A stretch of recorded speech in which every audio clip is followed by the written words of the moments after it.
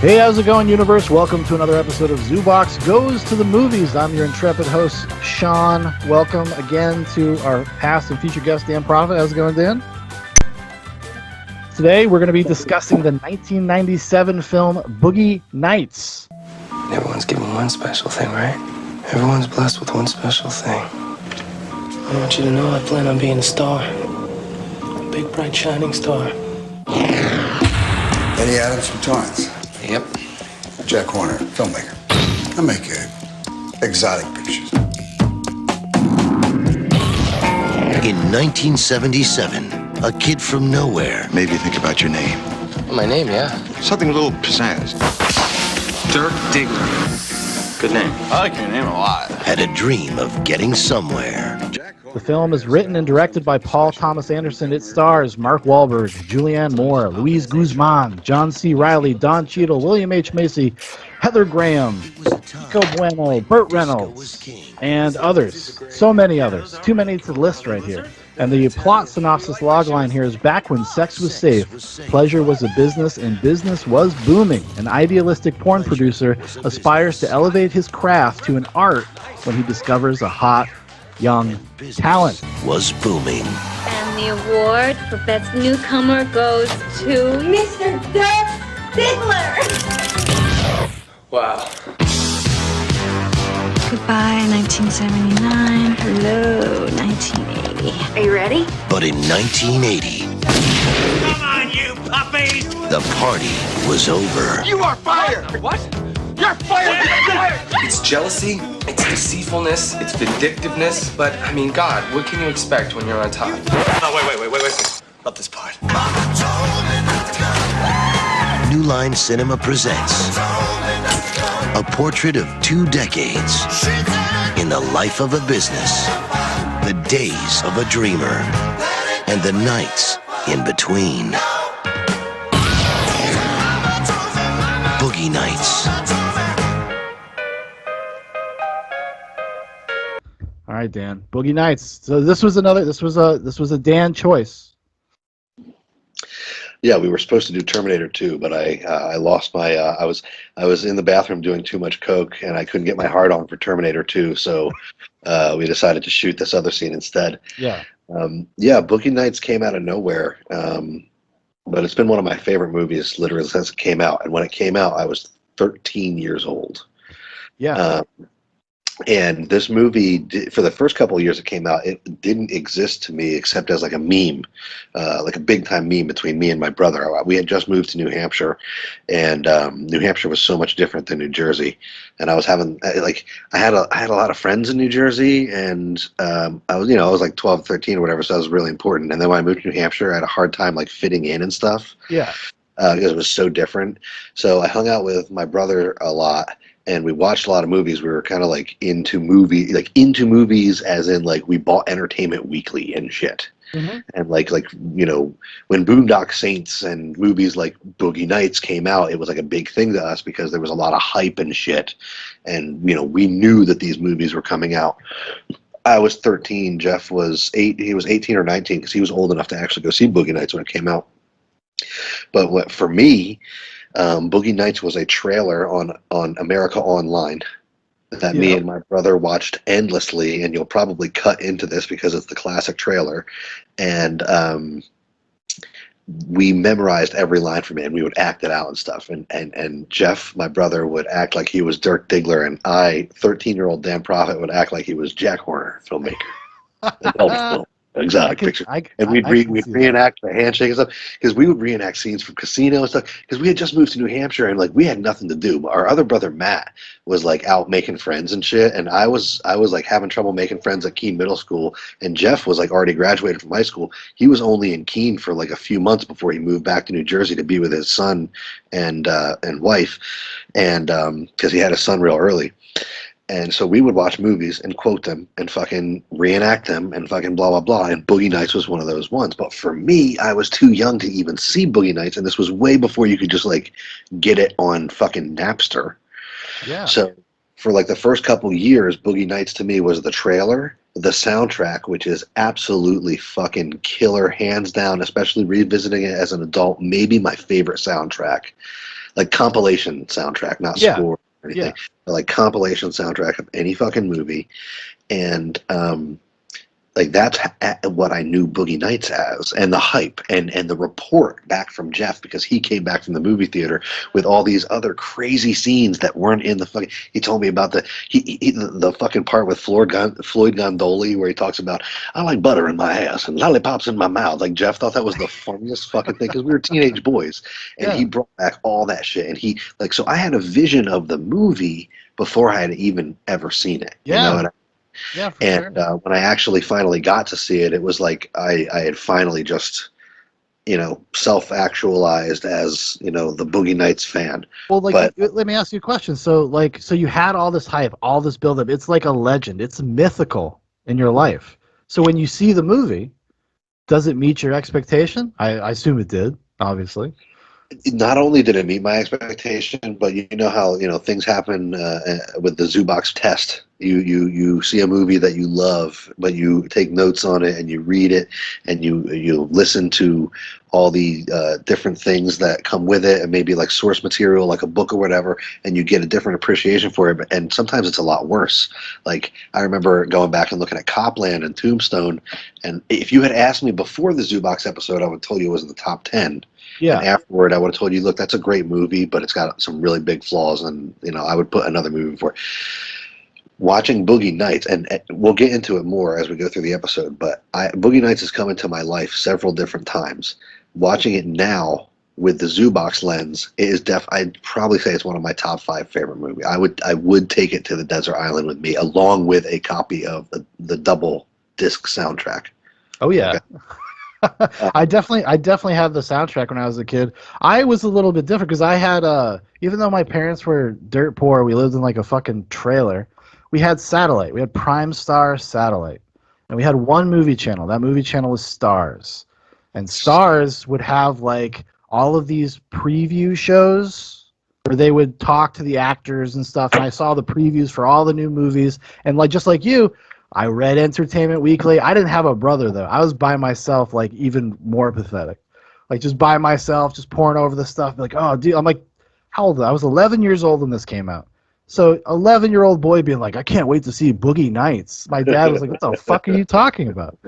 But we had Stars long enough that it ended up on Stars. Because there was no way, like, I was going to be able to rent that movie or get it into smuggle it in somehow. Like, I just didn't have that kind of reach. But exactly. It ended up on Stars. So if I could just sneak out of my room late enough at night and keep the TV low, I could watch that's when I watched a lot of movies. So I'm like my ear to the old TV. We had one of those old TVs that's like it's a piece of furniture. It's like made out of wood. And I was right next to that little speaker, just like looking at the screen. And it's a movie that it's like a vibe. It's a tone. It's infectious. It encompasses like so many things that it has no business working. No business working. Right. It is if one person was miscast or anything like that, the entire thing falls apart. The verisimilitude of the movie falls apart. Like Burt Reynolds gives one of his career greatest performances in a movie that he fucking hated making it, and he hated it so much after the fact that he sabotaged his own chances to win an Academy Award for the first time in his life. Like, it's an amazing, and he's the only person that could have been Jack Horner and done it, because he has to say some ludicrous shit, and he does it with paternal warmth and sincerity. And but yeah, like I from a very young age, just like I think Dan is in the same disposition. Like we wanted to be filmmakers. We saw ourselves as little movie makers when we were kids. And seeing a guy that's 26 years old make this movie is kind of inspiring for a young kid. For me, it was like it was like a guy who comes out of nowhere and like takes everything he's ever watched, everything he's ever learned, and condenses it into his own vision of something. Yeah, it was like astounding. It's the only other person I've ever felt this way about was, and I know this is like cliche and stuff, but Citizen Kane, Orson Welles, his first movie out the gate. And I know not everybody loves Citizen Kane like I do, but Like, if you go watch that movie, like, go watch, just sit down and watch fucking Citizen Kane and think about, that's a 26-year-old dude. Movies, they'd only been making movies for like 15 years when he made that thing, and it took the industry another 50 years to catch up to it. But that's how I felt about Boogie Nights. Like, it's like an arrival of a new presence, a new talent, and it's like in the movie, like, it's imbued with that energy. You know? Yeah, and it's interesting that you bring up Citizen Kane because that's another movie that is concerned with rosebuds. But no, you're right, spot on when you talk about how, like, as a quote unquote young aspiring filmmaker, this was inspiring to me because I used to listen to the soundtrack and do writing. Like, I remember specifically ripping off a lot of the soundtrack for songs and scenes for movies that I was writing when I was 14, 13, 15 years old. And that's what's cool about this movie to me is that it literally existed to me as a soundtrack for like 16 or 18 months before I even ever saw the movie. And I was immersed in the music of it, which allowed me, one of the creative ways that I consumed the movie this week during my busy work week. If you put the Netflix app on your phone, you can just close your phone and listen to it in your headphones. So I didn't experiment. And I thought, this movie has such great dialogue and such great soundtrack, and I'm working so much, and I really want to get more in depth with this movie. So I just put it on and saw how it would be if I just listened to it. And it's fucking awesome. I mean, you do miss a lot because it is also such a stunningly visual movie, and he does some of the great things visually. But just from the sound perspective, he mixes the songs so well. I mean, I think he actually takes the original mix of some of these songs and kind of like ups the mids and the bass a little bit to make it a little more punchy. Oh, I think you need all that bass. I mean, if you want a system to handle what you want, yeah, you need the bass. Yeah, it just doesn't come stock, but we do it for a small price here at the store. Yeah, and all these songs that he puts into the movie, I mean, he does it so masterfully. I don't know I should have looked more into the people who actually helped him with the music, but the way that he edits it in, it's very Scorsese, where this is like a vignette movie of these tiny scenes that are like little music videos that have these little punchy moments that go on beat, and you can actually hear in some of the scenes, and maybe I'll send you some timestamps so that you can clip them in and show. You can hear in scenes behind the dialogue where the songs kind of skip a little bit. Yeah. So that later on, so that like 20 seconds or 30 seconds later in the scene, it'll sync up with a really cool thing that happens. Yeah, it can hit the beat. Like, it's like when when the Colonel arrives.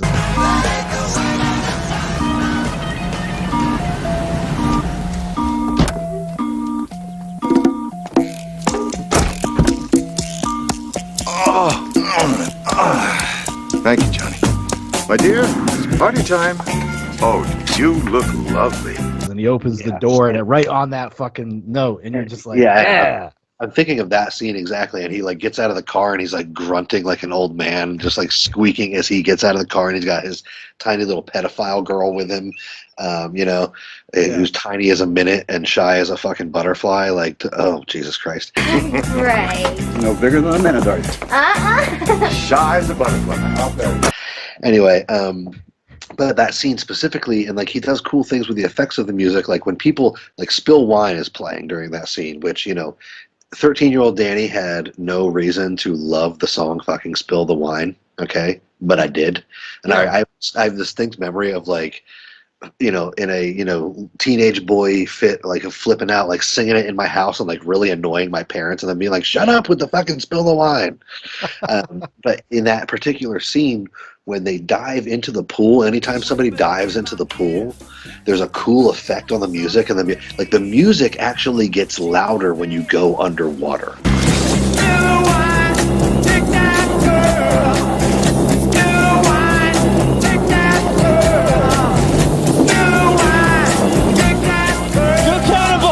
In that scene. Yeah. And like the little things he pulls off with that is just beautiful. It's what cinema should be. It's this blending of sound and light, and You know, when you one of the cool things when you watch interviews with Julianne Moore, she talks about she's so into the craft of things. She's such a great actress, and she's talking about what attracted her to this was, you know, the conception of like the camera work and stuff. It was like so built even into the script. Like the script would say, and Don Cheadle said in one of his interviews, like one of the reasons I was attracted to the script was like it talked about what lens you'd switch to in the middle of a scene in the script. When you first picked up the script of Boogie Nights and read it, what in the world did you think, Don? Why are you guys handing me a 165-page script? That's a good start. That's a good start. It was massive and really gave us an insight into Paul's mind, Paul Thomas Anderson, who wrote and directed it. Because it was really very technical. It had every camera move that he wanted to do in it. It had, you know, speeds that he was going to ramp the camera to, and it was just I hadn't, you know, snap zooms, things that you aren't used to. I hadn't been used to it until that point, reading in scripts. So it was reading sort of the shooting script, a manual, as well as trying to read the actual words. Yeah, it was an abrasively long and detailed script. It was not like something that you could ever sell today. Yeah. Like only could be done in that period of time. Right, and it made real actors salivate because they were like, "Holy shit!" Yeah, because like, this is Paul Thomas Anderson. This is only his second movie, and while he's from the Valley in California, and he worked as a production assistant on a lot of stuff. His dad is like a famous horror host. You won't believe how bad this movie is. I don't know, have no idea why you're here. You know, you could be out playing cards. I like cards. You get a girl and you poker. And he said that. I've got that on tape. I've got that on tape. Go out and play nothing but poker. See, what you do in poker, you get a girl and you poker. Incidentally, I didn't think about that twice, or I would never have said it. You know what I mean? It just kind of... Ernie Anderson. So he had some connections to get things to people, but you still have to get those people. I mean, this is a fucking ridiculous cast for his second movie. But what's also funny about it is that like every character is like his third choice actor. And if he had gotten his first choice with everybody, the movie would have sucked. Leonardo DiCaprio would have been Dirk Diggler. Samuel L. Jackson would have been Buck. Like Warren Beatty would have been fucking. Warren Beatty is the one person that I could see like maybe. But you know who was like if you watch the Dirk Diggler story, the Colonel plays Jack Horner. Yeah, it's Riddle. I think the guy's name is. You know, when it came to shooting a scene, and I called action, there's no one better than Dirk. No one. That was actually his last movie. Rest in power. Yeah, this was his last movie. He's most of his career is voice acting. Like he did a lot of the cartoons that you probably grew up watching, like Ninja Turtles. He did like little bit roles and stuff, and a lot of television acting. And that's how actually he was friends with Paul Thomas Anderson's dad. And that's why he's in the Dirk Diggler story in 1988. Because I mean, he was 18. Paul Thomas Anderson was born in 1970, so he was 18 when he made that. Which is, I laugh so hard at that because when you're a young filmmaker, you think about like, okay, what can I do? What can I actually maybe make? Mockumentaries, very attractive. I tried several times. Actually, with a lot of our mutual friends who just ghosted me when it would come time to film. They would just ghost me. They just wouldn't show up. Right. I would go to their houses and they just wouldn't answer the door. Like, fuck you guys. And that's the last time I talked to a lot of them. But yeah, that's why it's attractive. But the fact that because I watched that and it's not good, right? But it's not like I understand it. And I was actually shocked by how much that faux doc, that 30-minute short film informs that movie. Like how much, like beat for beat, it's in there. Yeah, well, what was interesting to me was that, yeah, I'm so glad he didn't take that mockumentary route, but he managed to capture the essence of the slapstick in the characters of Dirk and his friend Rothschild.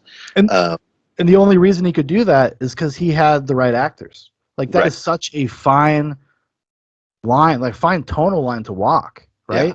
Yeah. And it's because everybody was being incredibly earnest. That's what when I watch the movie, like every performance is very earnest. It's almost like he goes overboard, like in his next movie, Magnolia, which I like Magnolia, but that is like the cranked up to 11 version of like characters, right? Because it's like a giant soap opera. Don't you call me lady! I come in here, I give these things to you, you check, you make your phone calls, look suspicious, ask questions. I'm sick!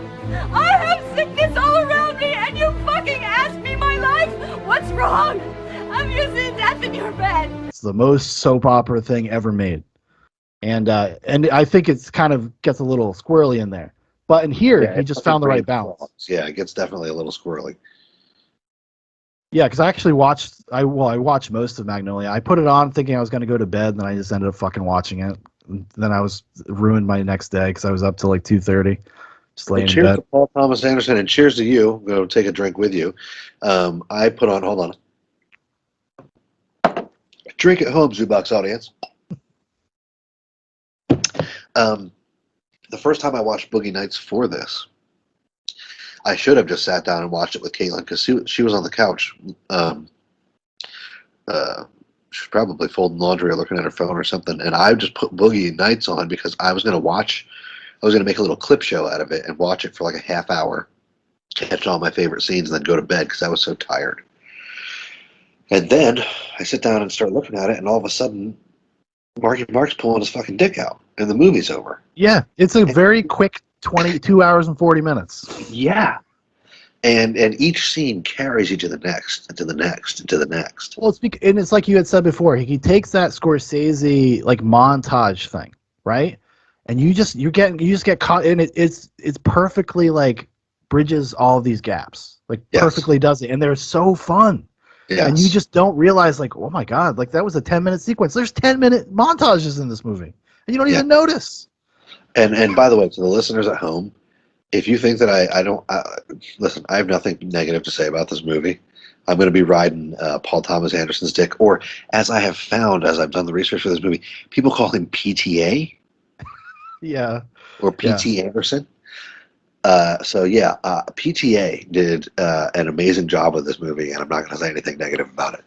But you know, I mean, you're right. It just carries with such momentum that you. When I sat down to watch it, I thought this movie is so incredibly long. I'm gonna have to watch it in chunks, and it just flows like a river, dude. And boom, it's over. And you almost wanted that extra 20 minutes because he wanted it to be 3 hours long.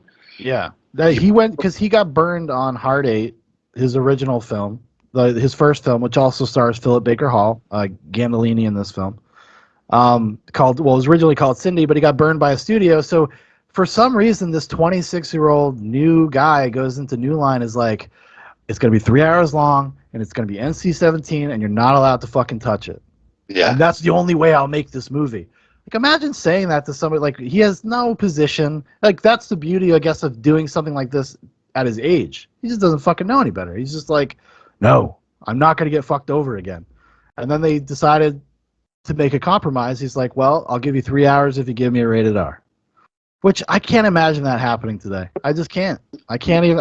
Everything is so like corporate and cookie cutter, and even the way they like they look at screenplays nowadays. It's all about like page numbers and formats and like. No, Boogie Nights would never be made today because it doesn't star fucking Iron Man. Oh, there you go. Well, actually, Robert Downey Jr. He could be Jack Horner. Actually, you know what, dude? You're right. You can pull that out. I mean, Robert Downey Jr. literally pulled off blackface, so I'm pretty sure that at this point he could probably do anything. Tell him, McCluskey. Tell him what time it is. I don't believe you people. Huh? What do you mean, you people? What do you mean, you people? Huh?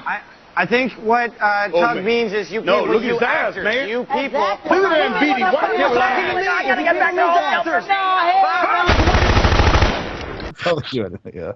But yeah, I mean, perfectly cast, and I'm glad he didn't get all his first choices because, like you said, if any link in this chain is weak, then the whole thing falls apart. And it seems like all the actors like were at camp making this.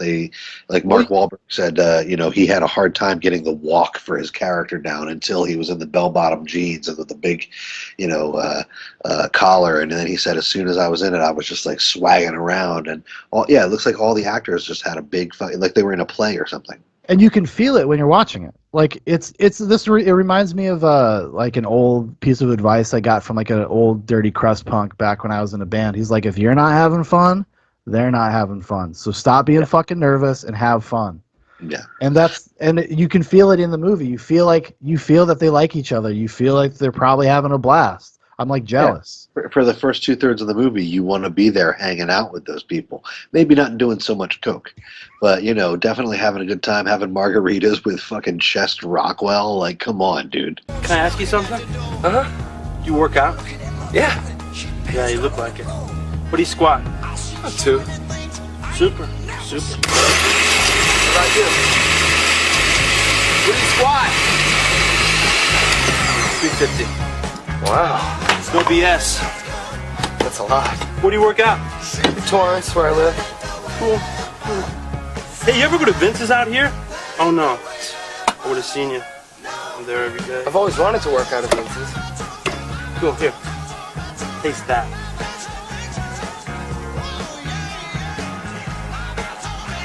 Rock and roll. Right?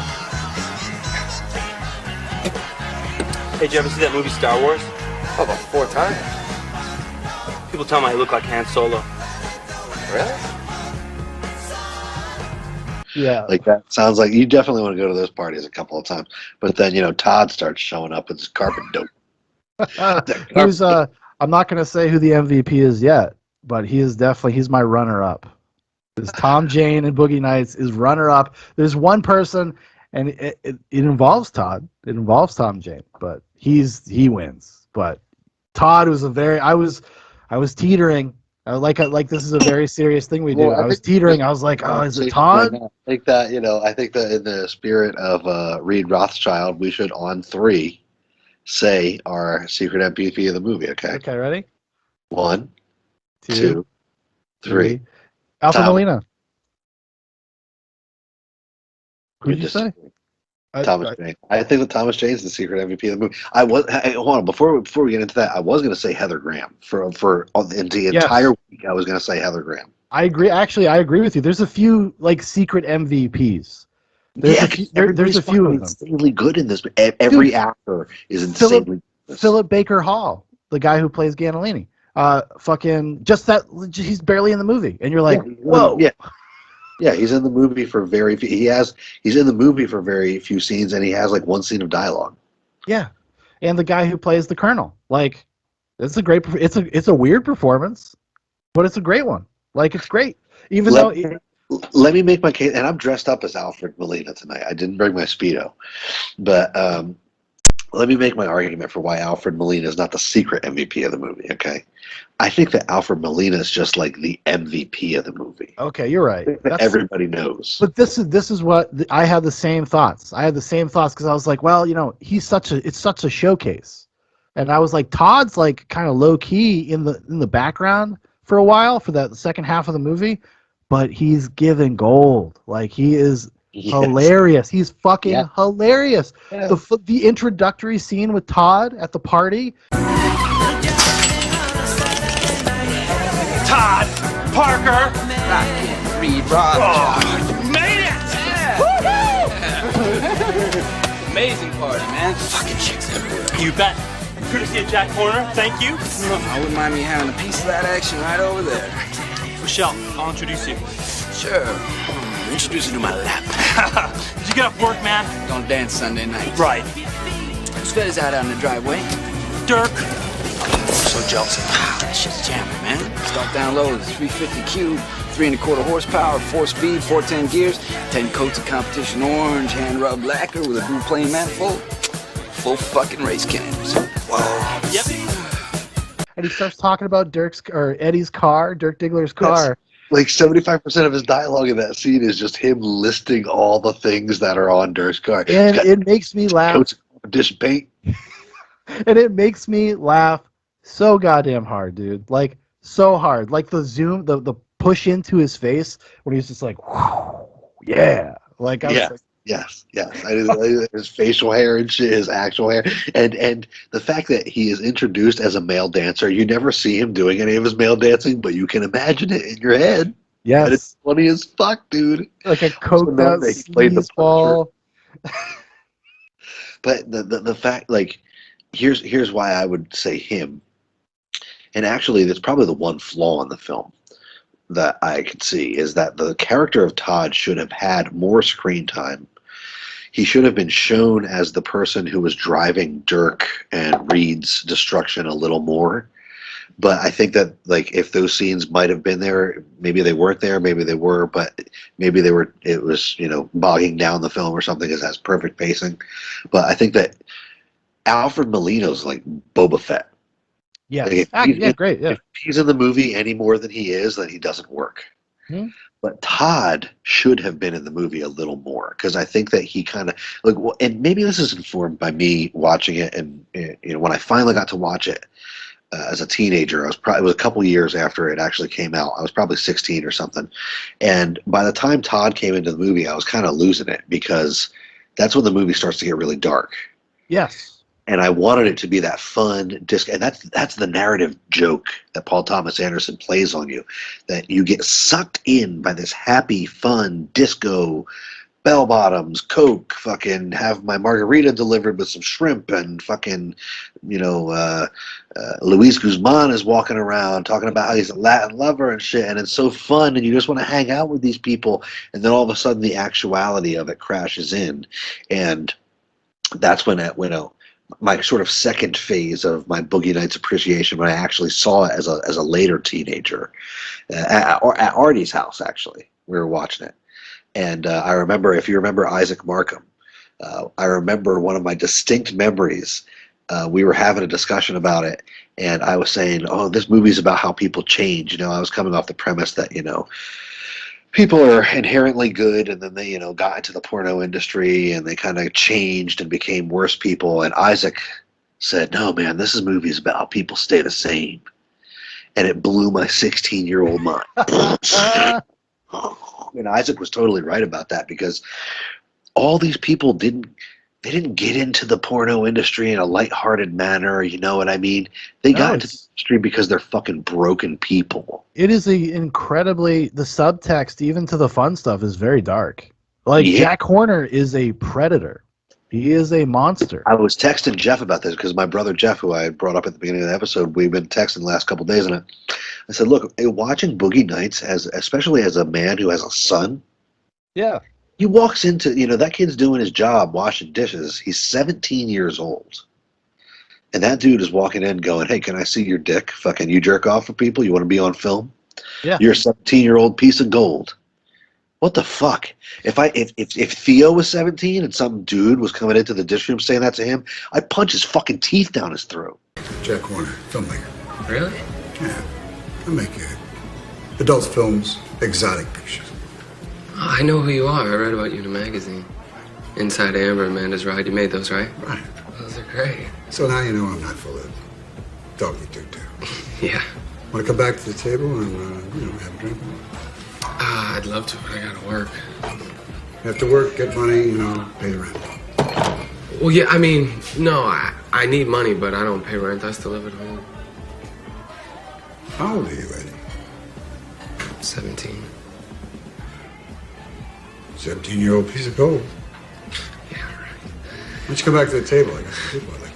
I mean, I do know you. I know who you are. I mean, I'd love to come back to your table for a drink, and obviously you're not full of, Dog. Yeah, but I just couldn't walk out on Maurice. I'm really sorry. I got a feeling beneath those jeans there's something wonderful just waiting to get out. Of course, because that's the normal reaction, and that's what I was saying kind of earlier about the great coup of Burt Reynolds' performance. He says shit like that, and you don't even bat an eyelash. You don't even think about it. He's so appealing. He's so warm. Like, he's such like, you just like grandpa pornographer. You want to believe that he wants the best for this person in a weird kind of roundabout way. But look at he talks to Dirk. I mean, when he approaches Dirk, he and Dirk's mother both approach Dirk about Dirk's job. Okay, Yes. They both say the same things to Dirk in different ways. How's it work? You get home late, huh? Yeah. You know, you work in a nightclub. You should, if it means so much to you, you should find one that's closer. Yeah. I'm gonna get to work. Not a car wash. What? You work at a car wash, you work at a nightclub. School never occurred to you? Jack says to Dirk, "Why do you work down here? What do you want to be?" He says to him. "What do you want to be? Why do you come all the way down to Reseda on a bus to work a dishwasher job at Luis Guzman's nightclub?" Luis Guzman went to the community college in fucking Community. Okay? Hello, it's me, Luis Guzman. Why would you work at his nightclub? And then you see his mom ask him about it, and she's like, you work at a car wash, you work at a nightclub. Have you ever fucking thought about going to school, you fucking stupid idiot? Well, exactly. That is the reason why at the end of the movie, spoiler alert, when Dirk gets fucking shot at by Alfred Molina and beat up by a dude who's paying him $5 to see his dick, he doesn't go back to the loving arms of his mother. He goes back to fucking Jack Horner. I'm sorry. Yeah, because Jack Horner collects like it's his like a collection of misfits, right? Like that would be the way almost to look at it. It's like you said, broken, lost people that have been kind of rejected by their families. Yes, and they're lost. You know, one of the greatest ironies in the movie, and I hope that PTA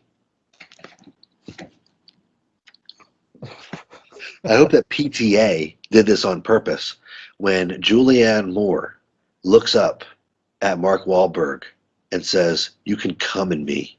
I'm fixed." Yeah. The irony of a completely broken woman saying, "I'm fixed." Like, these people are all attracted to this lifestyle because they are fucking broken people. Okay. Well, this is one thing, and it's not like necessarily a critique of the movie per se. I think if Paul Thomas Anderson had been any older or more mature, he could not have made this movie because if you believe what he says in interviews, like he kind of has no awareness of a lot of the darkness of this movie. And he's like, no, it's about family. It's about lost people that find each other in their family. For those who are watching this and have not seen the movie, what's the story? What's this movie about? The people who make porn movies and what happens to them in the 70s? Yeah. It's funny because you say that, you know, and some people will sort of run for the hills. Right. You know, they hear porn, they run for the hills, and you want to kind of stop and say, well, no, it's sort of about the sort of the need to kind of create the surrogate family within this world. And then they really roll their eyes and they go, well, you know, you're pulling my, you know, yeah, right. Screw you. You know? I don't want to hear about surrogate families. Yeah, and then you sort of, you know, you just get in this kind of tangled web. You know, it's kind of like the rock star who introduces the song before he sings it, like this is a song about love and redemption, and then you're just like, sing the song, just sing the song. And that's how they end. They come back together as a family, and I'm like, I'm saying that, but Paul Thomas Anderson is also famous for being very cagey about influences, what his movies are really about, etc. So I'm kind of like, I hope that's not really the case, because I actually listened to his director's commentary.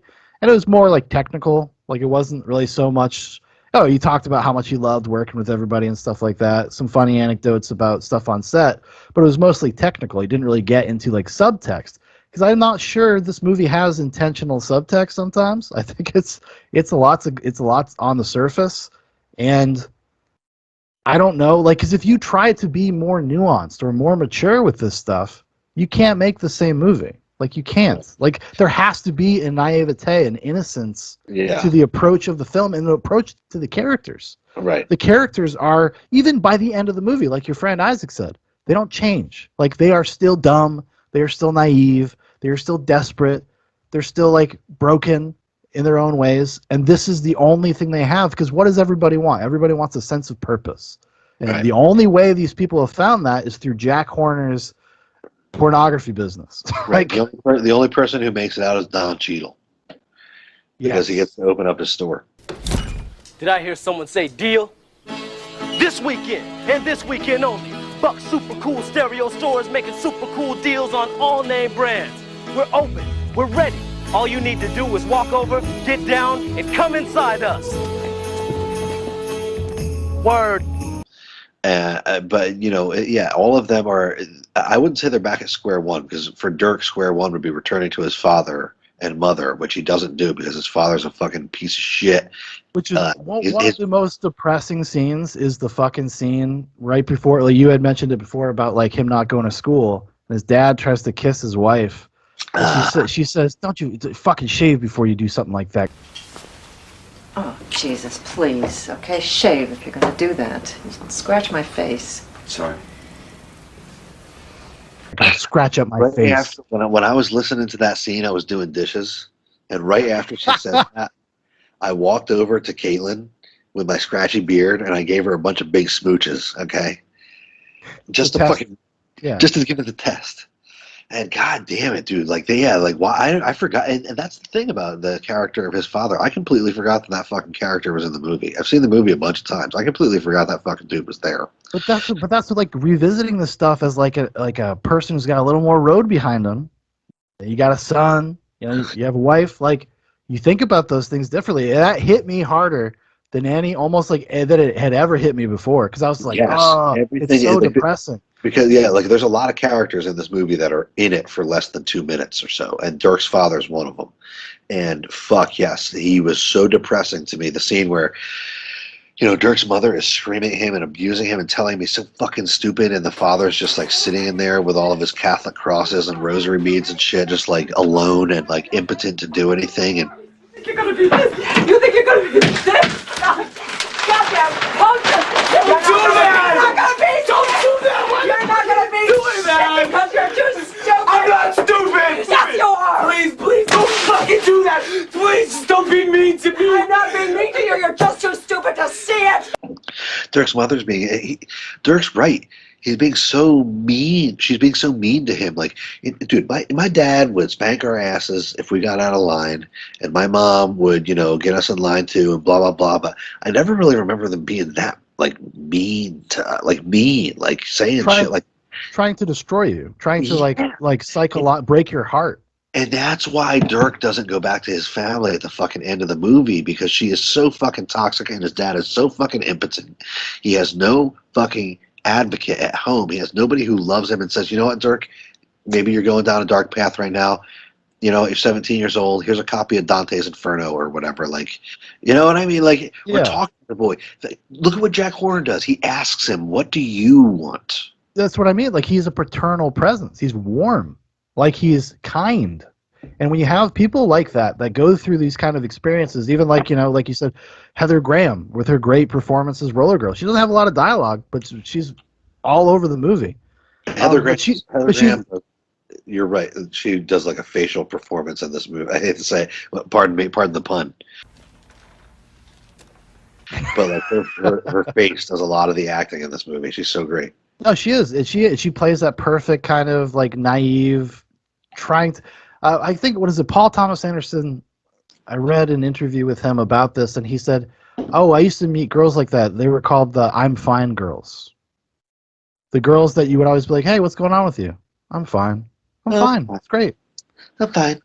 And that's what I posted some meme in the stories of my Instagram where, you know, the teacher says to Roller Girl as she's rolling out of the class, you know, honey, are you okay? What's wrong? And then there's like the burned out nuclear apocalypse Wojak, and just the anonymous, you have no idea how bad it gets. Yeah. Like, I am 17 years old. I am supposed to be taking a math test right now, and one of the boys in my class is teasing me about one of my blowjob scenes that he saw at the local porno theater. Yeah, yeah. And the only family that I have is a bunch of fucking cocaine doing misfits. When Julianne, Julianne Moore actually might be the most. Amber Waves might be the most evil character in the movie. She's kind of evil, in my opinion. Yeah, I mean, and you don't even understand how fucked up of a person she is when when I watched it as a 13-year-old, as a 16-year-old, as a 20-year-old, whatever, you know, all the ages of my life. Now looking at her, especially as a parent, I mean, there's a scene in this movie where, Okay, first of all, she called, the story with her and her son. She calls, after they get in from a club. You got to think, if a club is shutting down in Reseda, it's probably 2 a.m. They probably got home. She's all coked up and on wine. She's calling her fucking ex-husband, asking to talk to her son at like 2 a.m. Tom, hi. Yeah, it's me. I know that it's late, but is Andy there? Is he? I'd like to say hello. I'd like to say hello to my son, and that's all.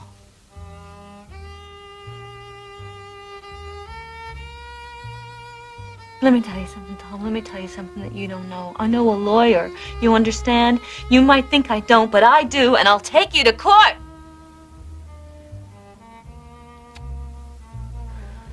Tom, don't. Come on, Tom. Please, please, please.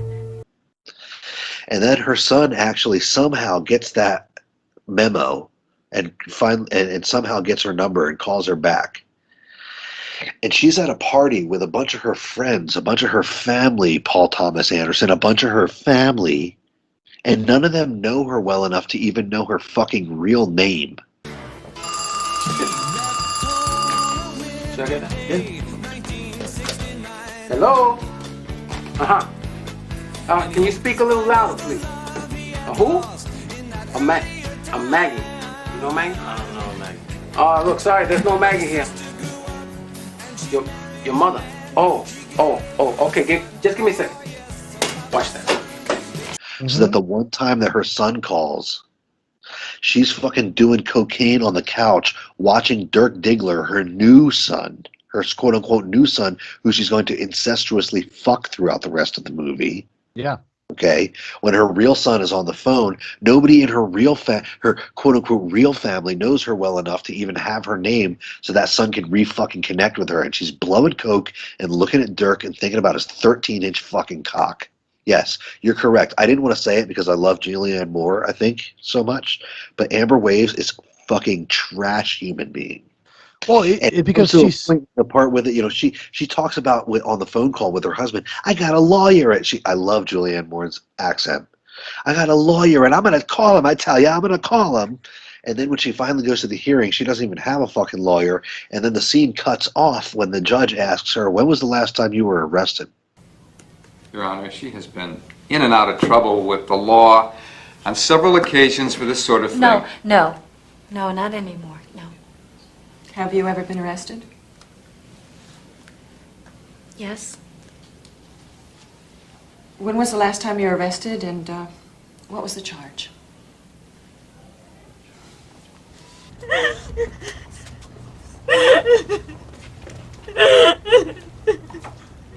Yeah, it just cuts to her crying outside. Which probably means within the last 3 months for fucking coke. Or something worse. Her story is actually based on a real porn star. Same as Dirk Diggler as well. John Holmes. It's like Vanessa something. She's actually in the movie. She's the judge that's presiding over the the custody hearing. That's very the real person. Very fitting. But it's like coming back because it had been a few years since I watched Boogie Nights. But like Boogie Nights it's like kind of a staple. I've seen it so many times over the years. Like every couple of years, I'll go down a whole rabbit hole, then I'll watch like Boogie Nights 3 times in 2 months, and then not watch it again for a couple of years. But I think this is the first time I've watched it since I've had like a kid, and it really changes your perspective on like what is going on, like what is actually going on. It's because you're not filled with like that selfish narcissism that all young people are filled with anymore, and you're looking at your life and the things that involve your life and the choices you've made, like to have a child or something. Like that's a choice, like that you're making, right. And you have responsibilities to that. And these people don't. There's a complete amorality to a lot of the characters, and it stops. And it's so. But that's what I mean. Like even during the fun parts, there's so much like darkness underneath all of it. Even like I mean, we all, I'm sure, growing up, we all were laughing at the Colonel's pederast fucking like little child bride there while she's dying of an overdose. What the fuck is this? This is twice in 2 days and the chick is OD'd on me. Well, do you think this means that maybe you ought to think about getting some new shit? What do you think? Yes, sir. Oh, shit. This is freaking out. Oh, see, look at this. With all this fucking conversation. Come on. Like everybody, because it's a funny scene. It's a funny scene. He handles that situation the way that any professional handles like a situation that's going wrong, which means that he's been in that situation a bunch of times, and that's the situation that gets him fucking landed in jail. Yeah, which is one of the.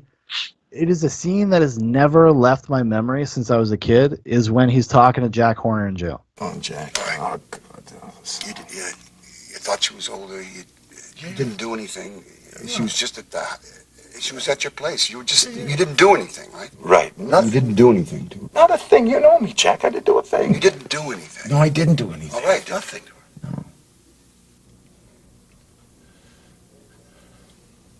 But they found something at the house. What? There's something. It's Jack. It's my fucking weakness, Jack. It's just they're so small, Jack, and they're so cute and they're so adorable. I just can't help it when they're so cute and adorable. Right? No, Jack. Listen. I don't touch them, Jack. I don't touch them in any way, honestly. Jack, please. All right. I know you think I'm an asshole. Jack, let me tell you this. I love you, Jack. I'm your friend. There's one thing I want you to do, though. Tell me, Jack, come on. Tell me that you're my friend. Just tell me, am I your friend? I have remembered that scene. Like, I can't ever shake that. Like, it is such a profoundly dark moment. And then once you get older and because you know Jack Horner knew. Like, he did, but he just never got caught. Right. Never got in trouble. Exactly. Yeah, so he never had to. What I'm fucking talking about. Yeah, so it's only when he gets caught that he doesn't want to be associated with him anymore, but he was happy to take his money and be associated with him all the time in between. And listen, Jack Horner is also grooming fucking children. He is. Just not as young as the Colonel. He might not be fucking them, but he's grooming them in the sense that he's. And how many parties did Jack Horner and the Colonel attend off screen where the Colonel had a girl who he said was 18 who was clearly fucking 14? Well, because that's the thing, that scene in the jail, there's a sense of like denial from Jack. He's like, you didn't know she was 15. How could you know? You didn't know she was 15. Yeah. These things happen, you know? And no, that's not. And it's not until like the reality sinks in where he's just like, and credit to Burt Reynolds, because I can imagine Burt Reynolds not wanting to do that scene. That's not a Burt Reynolds scene. Like, he thinks he's having fun. We're making porn. I'm a pretentious director. Whatever. But then there's a moment where Jack Horner, the reality of who Jack Horner is, has to be played on screen. And I can imagine that probably being uncomfortable for Burt Reynolds. He probably had to hold on to the fact, like, well, I'm rejecting this guy. I'm rejecting him. Because honestly, Burt Reynolds seems like kind of like, I like Burt Reynolds as an actor. I've never been a super fan or anything. But he's not like a complicated person. If you watch like interviews and stuff with him, he's like an old Hollywood tough guy. Like, that's what he is. Like, and he probably knew 100 colonels in his day. He probably did. Yeah. And, I think he had probably some of the similar objections to the movie that Mark Wahlberg did. Mark Wahlberg kind of has issues with the movie because he wants to be like a good Christian man, and he cock. He asked the Pope for forgiveness.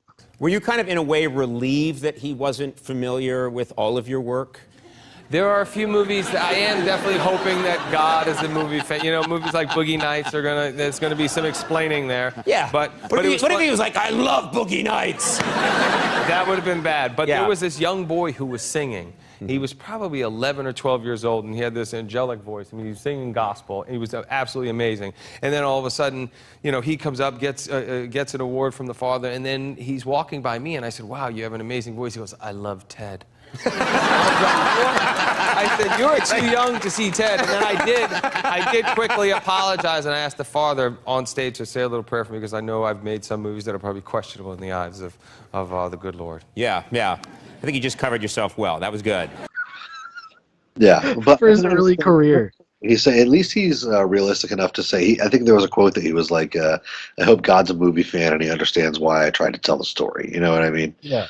Because for only for the first 2/3 is it a glamorization of this shit, and like you said, there's a dark subtext even to that. And the movie ends with Dirk like jerking off for $10 and Roller Girl getting like pretty much raped by the kid who was in her class making fun of her for the blowjob. Yeah. It's not a happy ending. And then at the end, everybody just starts at square B again. Like, we're gonna just try this again with all the same steps. That old cliche about people, if you're crazy, you do the same thing over and over again. They start just exactly at the same spot. And it's funny you bring up that scene with the Colonel too, because that's actually how every stream, after we get off the recording of Zoobox Goes to the Movies, and you're trying to like get me off the stream, and I'm saying to you, Sean, you're my friend, right? Actually, that's pretty mutual. I think we probably both feel that way because we're both like, we know we got to get up early. Yeah, it's like 2 a.m. and we're like, we gotta stay. Hey, we just talked for 4 hours about RoboCop, and we gotta get off. But anyway, yeah, I mean, I think that the movie, I've seen it, like I said, at a lot of different stages of my life. If you watch it with the right eyes, it is a fun little romp through, some cocaine-fueled pornography, but it actually is a cautionary tale. Like, this is a bad place to go with your life here. Which is a testament to the movie and why it endures, because it's what all great art is. It's when you can come back to it at different times in your life and it means different things. And I think like that is a testament to how solid of a foundation it is. Because even with when you're young and you watch it, you're just kind of caught up in the craft of it and the pace and how fun it is. The costume, yeah. Even the dark stuff is funny. Like, even that shit's funny. Like, even like when it gets dark, it's still like very entertaining. Like, and one other interesting phenomenon that I noticed when I watched it now is when it came into my life at first, I was so young that even characters like Roller Girl and Dirk, who are teenagers, still in high school, they seemed cool and wise and older to me. They seemed world weary to me because I was 13 when I saw this movie. And there's a big difference between a 13-year-old and a 17-year-old who has a job, who takes the bus, who, blah, blah, has sex. You know what I mean? And yeah, wow, that's a whole different world. And a character like Dirk and Roller Girl actually seemed wise and world weary to me when I first saw this movie. And watching it now as a 36-year-old man about to be 37 with a child and responsibilities and a family, I was like, holy shit. Like, I was disgusted by when Jack walked into the dish room and called him a 17-year-old piece of gold. That line had never struck me before. Yeah. It had never struck me before. Because it was just Jack Horner being cool and saying pervy shit. Well, because like dude, what? You're talking to a fucking basically still a child. They tell you, and this is where I don't know if I completely believe Paul Thomas Anderson's like his riff about like, no, it's about family and about misfits. Fine. I'm like, dude, you introduced Dirk Diggler with a love at first sight context. Yes. Where Jack is sitting in the booth, Dirk is coming out, and the camera does that slow motion push in to Dirk, and then Jack is like falling in love. Yes. Like you're telling me, I don't know, maybe the intention is to be just like, oh, it's like a classic Hollywood meet cute. But when I watched it this time, I read it, I was like, oh, that's really off-putting. That's really it looks great, but it's off-putting. Yes, and the way that Jack looks at Eddie is so passionate and pervy and seductive. He looks at him, like you said, as though he has just looked at the love of his life. And when and I didn't come up with this, I didn't notice this, I stole this from a YouTube video. When Dirk is framed in the first time that Jack sees him, when the first time you see Eddie, he's just collecting dishes and he's kind of in the background. But the first time that Jack sees him, he's got all these neon stars aligned behind him. And it's like you said, it's like this, like an old movie when the two love interests see for the first time, and it is a 17-year-old boy and like a 65-year-old man. That's like Ray Liotta meeting what's her name in Goodfellas. Yeah, like that's like kind of the same kind of vibe honestly, and I guarantee you that's where Paul Thomas Anderson is pulling for the shit like that. Yes. But the sentiment is exactly the same, and that like I would say the first half hour of the movie is literally Jack Horner seducing Eddie. Yeah. Up until he becomes Dirk Diggler. Like that's when like the movie kind of goes into its next phase, like its next kind of like next tone. But up to because that's what he's doing. He's trying to intoxicate him, show him the money they make, show him his house, show him the nice cars, and also one of my favorite scenes in the movie, even though it is off-putting, is his little monologue in the diner. So what I'm trying to tell you, Eddie, is that it takes a lot of the good old American green stuff to make one of these things. You know what I mean? I mean, you know, you've got your camera, you've got your film, you got your lights, you got your sound, you got your lab costs, you got your developing, you got your syncing, you got your editing. Before you turn around, you spent maybe $20,000, $25,000, $30,000 on a movie. That's a lot of money. Bet your ass it is. But if you make a good one, there's practically no end to how much money you can make. When he's talking about the nature of what he does and the kind of money that he makes, but what he really wants to get out of it. Like, you know, Jack's a filmmaker, dude. He's just not a pornographer. He's a filmmaker. I love it. I love that, like, when he's just, I want to make a film that is right, that is true. It is my dream, it is my goal, it is my idea to make a film that the story just sucks them in. And when they spurt out that joy juice, they just gotta sit in it. They can't move until they find out how the story ends. You know, I want to make a film like that. And I understand, you know, they have to make films. I made them myself, you know, that are a few laughs. Everybody fucks their brains out, and that's fine. But it's my dream to make a film that is true and right and dramatic. It is so great. It is so great. It's actually, you know what's funny? It's one of Paul Thomas Anderson's buddies, Quentin Tarantino. It's his big criticism of the movie. It's wrong, by the way. We're going to talk about this first now. Okay, all right. But he calls out. He basically does the same thing I was doing a little bit, like calling out Paul Thomas Anderson. He's like, Paul Thomas Anderson. He says it's not based on this guy, but it's obviously based on this guy, which is like some Italian porn director that is famous. I'm not familiar. I'm not such a cinephile. I'm not such a cineast. I'm not watching like vintage porn to know my directors. So I'll take his word for it. But he criticizes him. He's like, you know, Jack Horner should not be like an idiot. Like, he should know that what he's making is garbage. So when they watch the Brock Landers movies, Angels Live in My City, and he says, this is a real film, Jack. This is the best thing we've ever done. Like, he would never actually feel that way if it was based on that person. And it kind of like takes away some of the credibility of his character. But I agree with you. I know what you're going to say, and I tend to agree with you. Yeah. No, Jack Horner is full of his own bullshit. He thinks he's a great filmmaker, but he is a fucking porn director. He wants people to sit there in their own cum and watch a James Bond movie. I know. I love that. Who is he fooling? The answer is he's fooling 17-year-olds with great bodies. That's who he's fooling. Okay? And it doesn't work on any of his peers. It doesn't work on Floyd Gondoli, who marches into his office and says, listen up, Jack. Colonel's got the money. You got the talent, Jack. I got the connection to the equipment and the mail order distribution. Not to mention those kids out there who are hot fuck action to the max, Jack. God, you're right. Yeah. That 2 minutes of dialogue is so fucking great. I like butter in my ass and lollipops on my mouth. And the videotape is the future, Jack. You got to get on. We're going to make a lot of money. We're going to make a lot of money. I'm not a complicated man. I like cinema. In particular, I like to see people fucking on film. But I don't want to win an Oscar, and I don't want to reinvent a wheel. I like simple pleasures like butter in my ass, lollipops in my mouth. That's just me. That's just something that I enjoy. Call me crazy, call me a pervert.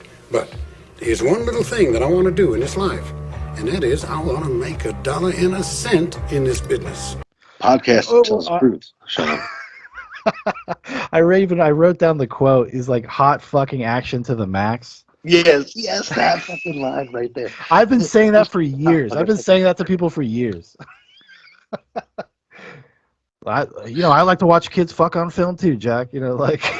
No, and it's just like, Jesus Christ, every single one of these people is the worst people. How is it that every single person in that office, in that scene, is the worst person in the world? They're the holy trinity of shitty fucking people. Yeah, I know. And then, how can Jack Horner look like the one with integrity out of the three of those guys? Exactly. Yeah, like, Jack, I make films. I don't make videotapes. And then cut to 40 minutes later in the movie, he's making videotapes. But that's the thing, is that every one of these characters is lacking the integrity that they think they have, like the classic juxtaposition of when Dirk is like, all these movies are just about like violence towards women, Jack. They're not sexy the way that they should be. And then, cut 30 seconds later, tell me where the fuck Rico is, bitch. I'll beat the fucking shit out of you. Who sent you? Who sent you? Get the fuck off me. Lie still, I'll punch you in the goddamn face! Fuck off! Yeah, that was hilarious because they're making a reference to John Holmes, who Dirk Diggler is very heavily based on. And the Dirk Diggler story, the faux documentary that PTA made, is based on an Amber Waves-like documentary about John Holmes from the era. And and they're making a little like nod to that because I guess it was like supposedly very misogynistic. I've never seen a John Holmes movie, so. But yeah, he's like, it's definitely not sexy. I love that. Actually, that's another great scene though, and that's part of like one of those great montage moments when they're showing the star of Dirk Diggler rising, and he's like they're in a van, him and Reed Rothschild, the great John C. Reilly, and they're just like, what are their names? Does this character have a name? His name is Brock Landers. His partner's name is Chest Rockwell. Those are great names. Brock Landers and Chess Rockwell, and he just starts he's like, fucking great fucking names. Yes. And then he says like, because they're like, oh, we're gonna make this is all we've always been dreaming of, Jack. We're gonna make a real movie with like real characters. And his answer is like, we'll go home and get the typewriter out and see what comes out. Like they're gonna write the script in a day. Like. Yeah. They're not going to take any more time than they do with the other one. Like one of my favorite, and this is a great because Paul Thomas Anderson actually said he pulled a lot of the porno dialogue from real pornos. But dude, the Amber Waves Dirk Diggler scene, the first Dirk Diggler's first scene, Amber Waves like her motivation as a character, why she needs this film to be a big hit is because she's about to be kicked out of her apartment and her landlord is a real jerk. Well, as you may or may not know, this is an important film for me. If it's not a hit, I'm going to get kicked out of my apartment. My landlord's a real jerk. Really? Why don't you take your pants off? It's important I get an idea of your size. Yes. And it is one of my favorite scenes of all time of a great fucking actor playing a shitty fucking actor. Exactly. When Julianne Moore is like, I think that you have the job, but why don't I make sure of something? This is a giant cock. You know what I mean? But even Marky Mark, so much fun fucking filming this. Even Marky Mark, like, is a great bad actor. Like, yeah. I've seen Mark Wahlberg, rather, I guess, give that performance sincerely in other movies because he's a very director-based guy. Like, he needs a good director. But somebody said it's like, only good dancers know how to dance poorly. Only good actors know how to act poorly. Like you couldn't, like that is so hard to create a separation with a character. Like I am a character playing a character. Like that's definitely a thing, And the fact that they just nail it. It's so perfect. And Julianne Moore is the top of that tier of like people that I have ever seen in my life in any context trying to parody a porno movie. Like that is the top. Like it's so specific. She probably is the one that I had a most appreciation change for in watching this as an adult. And like you said, she's playing like basically one of the villains of the movie. Yeah. But I never really thought of it that way because, first of all, she is fucking hot fucking action to the max, dude. Like, Julianne Moore is one of the most beautiful humans that's ever been born, probably in the history of humanity. Yeah. And she also is so into the trade of acting. Like, when you, like, out of all the interviews of the actors that I watched with this movie, hearing her talk about it was one of the most enjoyable because, you know, she was talking about like the camera work and shit. Mm-hmm. And you know, you can just tell that she's so into the trade. I was really interested in the script immediately because it was so different and so fresh and so much representational rather than interpretive. You know, I mean, that was one of the things that I think Paul did so wonderfully. He really kind of presents this world and allows you to make your own judgments about it. And, you know, it's a shame that, you know, half of her fucking acting career is doing like Jurassic Park sequels and shit. But in this movie, just like every other actor, she's firing on 27 cylinders and eating up everything, having fun. I wish I could have just been on the set of this movie, just watching like one of the supposedly 27 guys who's doing the lighting on one of the scenes. And that's one of the other things. That speech that Jack gives to the young actors about, well, there's 10 or 20 guys holding around doing the lighting. It's fucking bullshit. Yeah, no, it's a fantasy. He's selling porno set. But that's what I'm saying. Like, that scene is the culmination of the seduction, because he's lying about almost every aspect of it. And like, I love that because the guy who I can't remember his name, but he's not an actor. He's like a magician. He's like a famous magician in L.A. That's what he is. Reed Rothschild, the famous magician. No, not him. No, the guy who's the DP, the porno DP, who Right. he has some amazing scenes with William H. Macy, by the way. Who's also actually William H. Macy could be secret MVP. Actually, honestly, now that I'm thinking about it, holy shit. The fuck are you doing? Look like they're doing. It's my wife. Bill, you're embarrassing me. Yeah, little Bill, shut up.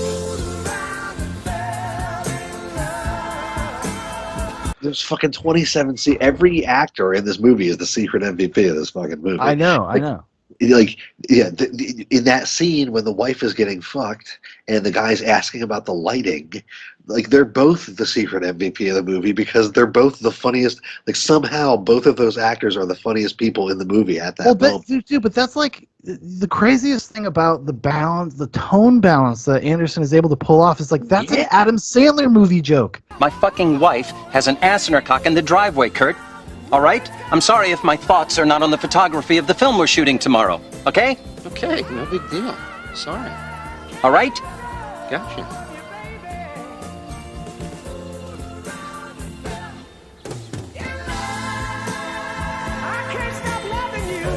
That's a fucking Adam Sandler movie joke. Yes. And it does not, and it reads hilarious, but funnier than anything that would ever be in an Adam Sandler movie. But it's the same kind of joke. That's the genius of this movie, and that's one of the reasons why it endures, is because somehow you take that kind of slapstick humor that is evident in the original version of this, in the Dirk Diggler story, and he's putting it into a dark drama about broken people doing cocaine and losing their families over and over again. Yeah, exactly. But back to that guy. His name is Ricky Jay, and he died a couple years ago, so R.I.P. But he would do like movies every once in a while, television every once in a while. But mostly he was known for being like a magician. But the scene where he's that first Dirk Diggler and Amber Wave scene, Jack Horner walks up to him. He's like, how long before we shoot? He's like, 30 minutes. I got the shadow that I'm having trouble with. I can't get rid of this shadow. Talk to me, Greg. 20 to 30. Boy, I got a couple of tough shadows to deal with. the shadows in life, babe. He's like, shadows are a part of life. Like, he's like, like that's, but the movie is just full of moments like these little throwaway gems, like these little gem moments that you could completely miss or just wash over you. But like every scene is filled to the max with that kind of stuff. That was kind of like weird. That's like a beautiful little character bit that really informs Jack a little bit, because he's impatient, but he's gonna spin it like he's a fucking pretentious like director, like it means something. Right. And it's great. And like everything that Jack says to people, it's completely hollow and unhelpful. Like, that dude is a worker on your set trying to fix the fucking shadow on this fucking lady's boob, and you don't have any meaningful answer for him. You just want to smoke your cigar and watch people fuck on film. I know. Which is, oh my god, like just or the auditions moment, like with Dirk Diggler, or with Eddie at the time, Eddie and Roller Girl on the couch. That's just such a creepy fucking moment. It's just creepy. Like that you just invite kids to your house to fuck in front of you while you just sit there and smoke and watch. Exactly. And not only, and Roller, let's talk, I mean, Roller Girl, God bless Heather Graham. She's not just a kid. Like, Dirk is like a pretty typical 17-year-old boy. Yes. But Roller Girl, she's like, I mean, okay, the scene at the beginning where she roller skates over to Julianne Moore, and Julianne Moore says, "What's going on down there? I gotta pee. We'll go then." We're potty training Theo. He doesn't ask me when he needs to pee. He goes over to his potty and sits down. Theo's coming up on 2 years old. Yeah. So where's Roller Girl developmentally? That they're at a nightclub drinking margaritas, and she's like grabbing her crotch and asking permission to pee. Yeah. I mean, fuck me. And this guy has her doing fucking porno. And it's like who's the retarded girl who's on black.com? Oh my god, Hannah Hayes? Hannah Hayes. Yeah, like Roller Girl's like fucking Hannah Hayes, dude. My agent called me today and told me that I could not bring my pet or my lizard whatsoever on set to any shoot. I cannot bring him. It upset me because he's a emotional support pet. Actually, yes. She really kind of is. Like, that is kind of the character. Asking to go pee. And there's a bunch of context clues to clue you into that. Like, right? Like, you know, when she's like in high school taking a test, it's kind of implied, it's inferred that she's kind of dumb. Like, she's not going to do well on this test or whatever. So it makes it easy for her to just kind of fuck off and leave. She has no aspirations in that sense, right? And then the thing about like having to have like the song playing while she's having sex and keeping the rollerblades on, even though they're not filming, she's like not in character. But that's her the only identity she has now is that porn character. Right. And then that's what makes that scene, you know, later in the movie when they start doing their bang bus videos, when like picking dudes up off the street. BigSausagePizza.com. It Were makes you a teenage boy at the turn of the millennium? Yeah. You might get these references. Like, it's and that's what makes that scene so kind of like dark and visceral. It's the one time I think like Roller Girl is really confronted with the reality of her life, and she doesn't like it because she's always trying to escape judgment. Do you remember me? We went to school together. Your name's Brandy, right? Brandy? Brandy's your name, right? No. I know what you're talking about. Your name's not Brandy?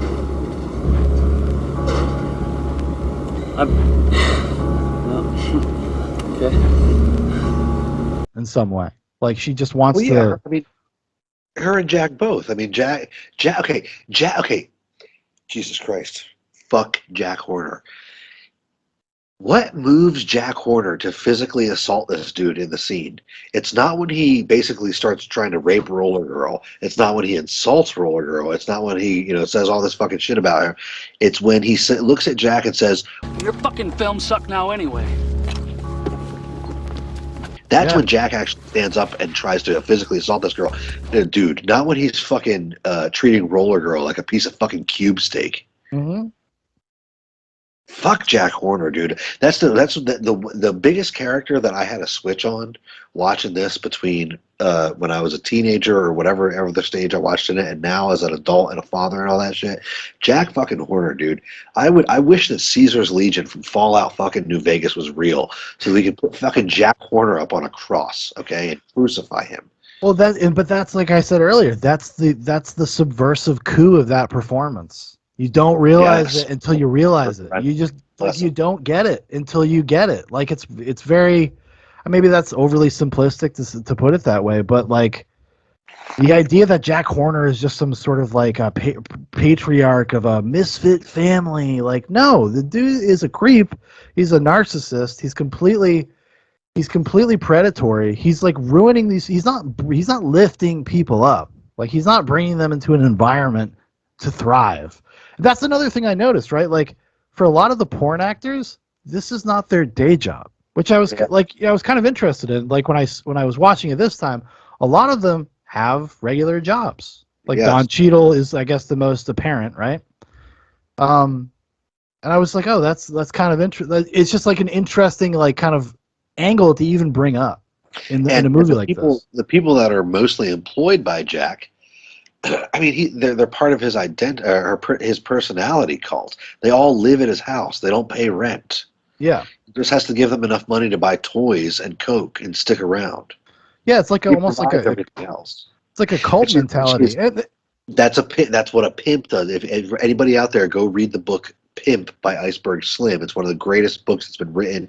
If the Library of Alexandria hadn't burned down, fucking Pimp by Iceberg Slim would be in there. It's the handbook for guys like Jack Horner. You treat them this way, you treat them that way, you get what you need out of them. And they're kids, dude. They're kids. Yeah, and that's what makes it so subversive. And that's what's, I guess it's in a way, it's like the brilliance of the lightness of the movie, because it never feels like a lecture. It never feels overly judgmental of its characters, but just watching their existence, I don't know, maybe it depends on the kind of person you are. I don't know. Maybe some people watch this and think it's just like, I can't imagine like being an adult and watching this and not finding it at least a little bit sad. Like, I don't know. Sure. Sure, and I think that's one of the things that has informed my love of this movie is watching it at multiple, not just a couple, but literally 4 or 5 different stages of my life. It's come back to my life. Like you said, you watch it like 3 times, and then you put it away for a few years. One of the best stories of my life has to do with when we watched this on New Year's Eve in New Mexico. We'll get to that. But watching it as a teenager, it is a kind of a different movie than watching it, especially as an adult, and then as an adult with kids, or a kid. Fuck me, it is a very different movie, and you do appreciate it for what it is more. And like I said, watching it now, I appreciate it more than I ever have before. I would probably take it if on the desert island, if I had to choose 5. Yeah, because as a piece of art, like it is like it's become deeper in a weird way. I don't even know if that's the intention of the movie. I don't know. I honestly really don't know. Listen, a lot of great meals, and like I always say about love, you got to put it in the crock pot. Okay, a great love between 2 people is not a steak you throw on the grill. That's fucking off a Tinder. Okay, there you go. That's getting the sex smell in the air and then not texting each other the next week. Yeah. A great love builds in a crock pot, and I think that maybe Paul Thomas Anderson didn't even really understand what he was putting together. He just kind of instinctually knew, like, this was the story, this was the characters, and maybe even Paul Thomas Anderson watches it as an older man and goes, "Damn, man, I can't believe I put that together." And then I made that garbage Magnolia afterward. Well, the Magnolia, I actually don't. I don't hate Magnolia. I don't either. It's a good movie. It's a great movie. I can see Magnolia coming out of this because it is Boogie Nights like turned up to fucking 12, and all it is the darkness and the sadness and the soap opera stuff. But I gotta say, hey, William H. Macy in Magnolia is amazing. I'll be good to you. I'll be good to you, Todd. Hey. Hey! I love you. I love you, and I'm sick. I'll talk to you. I'll talk to you tomorrow. I'm getting corrective oral surgery tomorrow for my teeth. I love you, Brad. Brad, the bartender. You want to love me back? I'll be good to you. I'll be goddamn good for you. I won't be mad if you don't know who said what. I won't punish Brad, you if you get the answer wrong. I can teach and tell I have you. a special Samuel secret Johnson. crush over there, I think. I fucking love you. A lot of the actors in Magnolia are amazing. I mean, he does pull these great performances out of these actors, and Tom Cruise to me is a cardboard cutout most of the time. But Magnolia is one of his performances that I think is great. He plays like that MGTOW, fucking yeah. Like it's MGTOW's like 15 years before there were MGTOWs, right? Yes, actually, yeah. I mean, that's the great thing. You know, Paul Thomas Anderson, if he's good at anything, it's casting. And even when the actors don't realize it. Case in point, Burt Reynolds. Didn't even really understand, I don't think, what he was doing. But Paul Thomas Anderson got that performance. Right. He got something to edit together to give that performance, right? It seemed like Paul Thomas Anderson had a very singular vision. It seemed like, again, the crockpot theory. He made the original Dirk Diggler story in the 80s, and he let this shit stew in a crockpot for like 10 years. And then he, finally had the idea, like, look, I'm not doing a mockumentary here. We'll do the mockumentary. Like, he actually did the mockumentary within Boogie Nights. Amber Wave's little she makes documentary. And, through that humor of Reed Rothschild and Dirk Diggler, like, as the immature brothers, like, they bring that energy to this story. Dude, John C. Reilly during that documentary, like, violence is something that plagues society.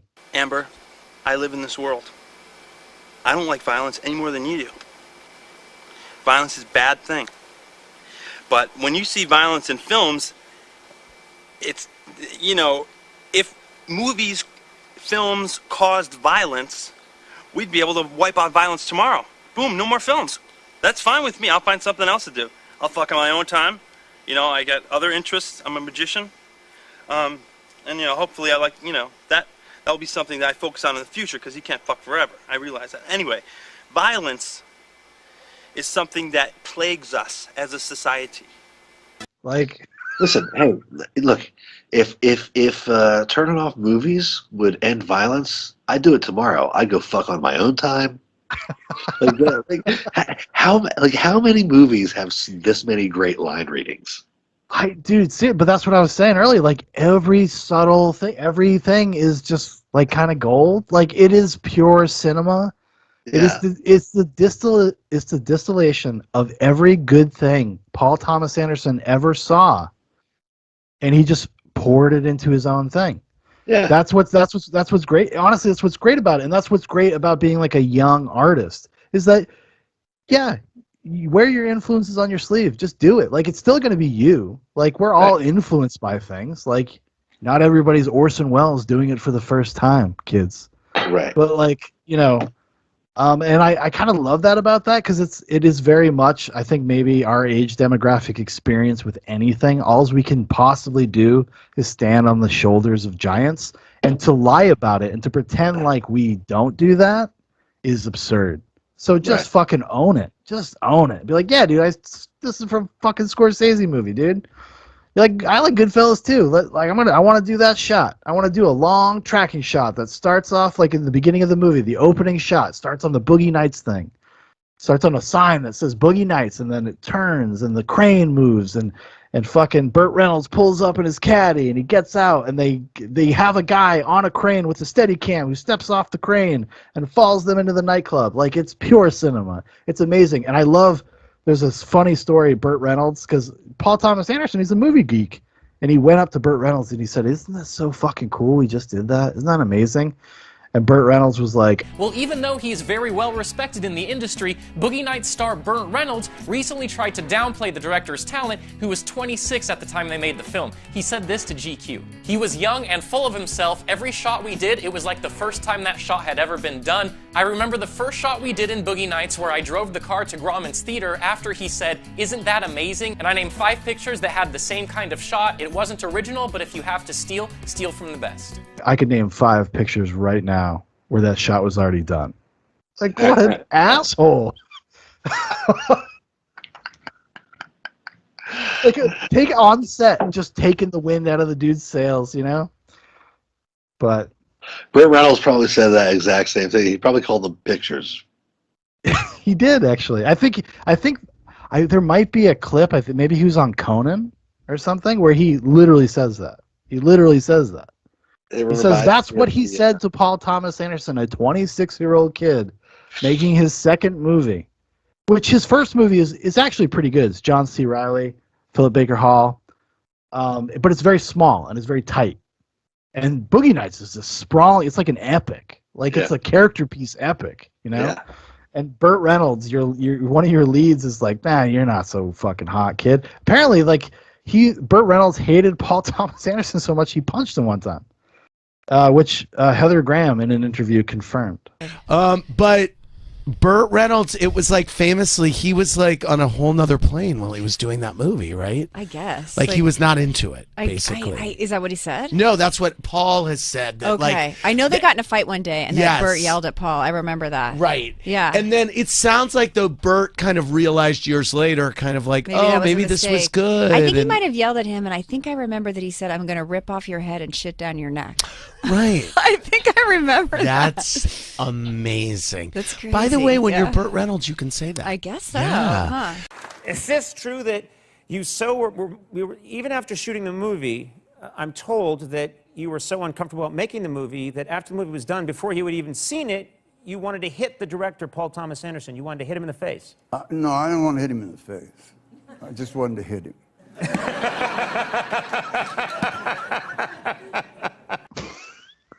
It reminds me of how much Tommy Lee Jones hated Jim Carrey on Batman Forever. Yeah, I can't. What do you say? I can't I can't abide your something or other. I can't abide your like clownery or something like that, like foolery or some shit like that. Yeah. And Jim Carrey was just like trying to say hi to him at a restaurant. And he like grabbed him and he's like, I wish you would die. Oh my God! Imagine that. Imagine being that guy. Like, holy shit! Fuck you, Tommy Lee Jones. Jim Carrey is like 28 years old. Like, what did I do? I'm just trying to be in a movie with you, bro.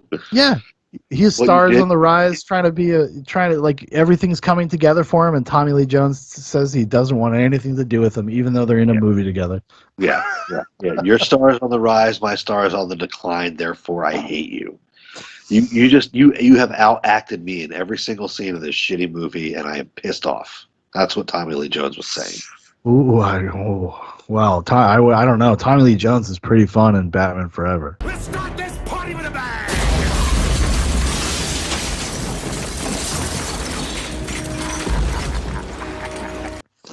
He is, but you can see him chasing his tail, trying to be Jim Carrey. Yeah, or trying to figure out what the tone of the movie was. From scene exactly. to scene. And that's it. And okay, mini review inside this because we might do Batman Forever one day. I think that'd be a fun, good hour, 45 minutes. Yeah.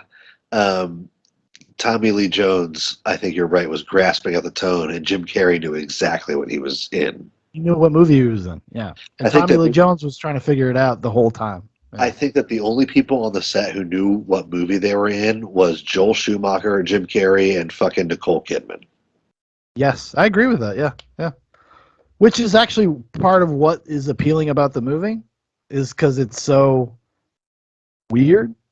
Yeah. And campy. It's a camp classic, dude. But Batman Forever finds the balance, and then you see Batman and Robin, which completely fucks up the balance. It's just a boring movie.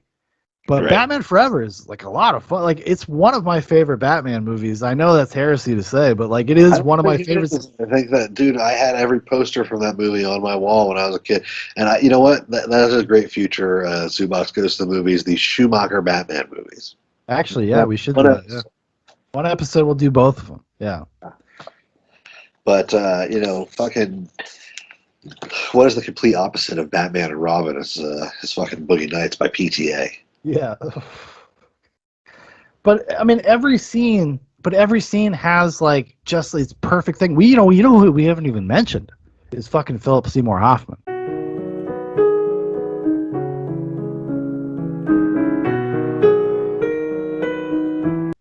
Yes. As Scotty J. Scotty J. We actually made a joke reference to the scene in the 25th hour. The last podcast we did a parody of like, I'm such a fucking idiot. I'm fucking stupid. I'm such a fucking idiot. It's one of the things that probably led me to thinking about this episode, because I had put it in my head, and then I was listening on Spotify to a playlist that I had made when I lived in New Mexico, which had the song Sister Christian on it for the reason that I told you before we started recording this podcast. That's secret And knowledge. once I started listening to Sister Christian, that's when I was like, dude, I got to check out that scene in Boogie Nights, which we got to talk about the quote unquote scene.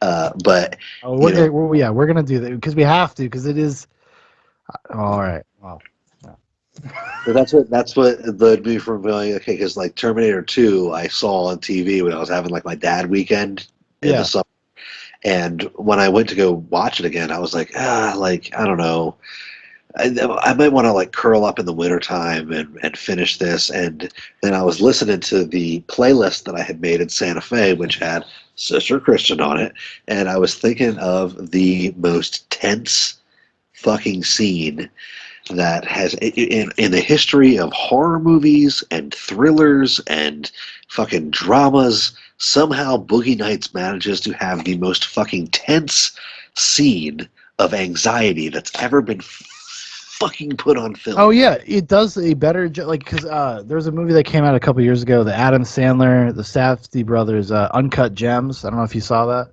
but everybody was like, oh, it's like an anxiety attack watching that movie. No, it does not do it. An entire movie does not do it better than the scene. And the scene we're talking about is the Alfred Molina scene. I guess you could probably call it. That's probably what we should call it. But I realized this time watching it, I was like, oh my God, like you take all of what you've watched for like 2 hours of the movie, all of the disparate tones that he's able to balance and figure out, and all of it is in that one scene. Yes. The entire movie comes crashing together in that one scene because it's tense, it's dark, it's funny, it's got like some real sadness to it. Like, it has everything in that one. It's isolated. You could cut that scene in a vacuum and just show that to somebody, and that's a great fucking like little piece. Like, it is so good, even without the context of the characters. Like, it's so good because Alfred Molina, just commits so fucking hard. Whoa. Just so hard. And before we were talking, Dan had sent me a message on Skype, and he said, although that's just Cosmo. He's Chinese. Fuck. It's Cosmo. He's Chinese. And I was laughing about it because I was like, so it was just funny that you said that, but like it was like he says that as if it explains anything. Yeah, I know. Like, everything happens in that scene. There is a little boy. There's a little Chinese boy or man, I don't know. And he's just throwing firecrackers. Like he's 14, dude. Yeah, and he's throwing firecrackers in the house. Alfred like grabs his ass lewdly. Yes, yeah. And then rubs him on the head like he's a good boy. Yeah, it's fucking creepy as fuck. While he's freebasing and listening to I never understood why the song Jesse's Girl through all the years gave me such anxiety. Like, I never wanted to listen. Once I heard that little guitar playing at the beginning, it's like, can you please change this track? And now watching that scene again, I realized, like, Jesus Christ, dude, everything about you just want them to leave that room. Just please leave that room. Oh, yeah. Please get out of there. And all the characters on the couch are like John C. Reilly's like, dude, the black guy has a gun. We need to get the fuck out of here. Like, all the bodyguard has to do is taste it. All he's got to do is fucking taste it, which is the first thing that any fucking coke dealer would fucking do when they're buying $5,000 worth of coke, which I looked it up, and that's like $19,000 worth of coke in 1984. Okay. Yeah. It's a lot of fucking money, and the first thing the guy's going to do is taste it. And they're sitting there listening to Jesse's Girl, and fucking Mark Wahlberg is zoning out. And you get the impression as he's zoning out that he's like thinking back on all the things that have led to this moment. And she's loving him with that body. I doesn't know it, and he's holding her in his arms late at night. You know, I wish that I had Jesse's girl. Yeah, and I think, I've had weird moments in my life where I feel like I've been in that situation where you're just like, what am I doing here? And it's for me, it was like accepting the fact that you are probably going to die. Yeah. That's what he's doing. He's zoning out and he's just staring, and Jesse's girl is rising and it's playing, and it's such a beautiful moment. And like, credit to Paul Thomas Anderson as a director to have the patience to sit for like a hot 30 seconds on Mark Wahlberg being fucking geeked out, just fucking staring. It's almost a minute, dude. It's like 49 seconds that he holds on Mark Wahlberg.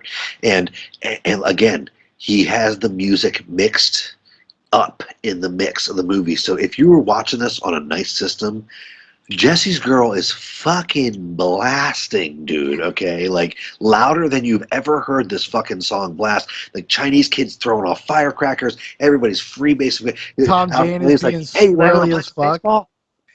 Tom Jane is being fucking weird as fuck all of a sudden. Yeah. And with his weird, when he has that laugh spasm, when he just can't get it out.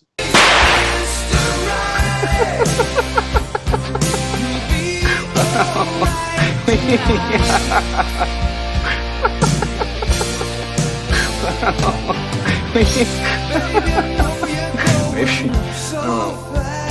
$5,000. Much he wants for the fucking coke, and when it zooms in on Mark Wahlberg, all of the dialogue fades from the scene.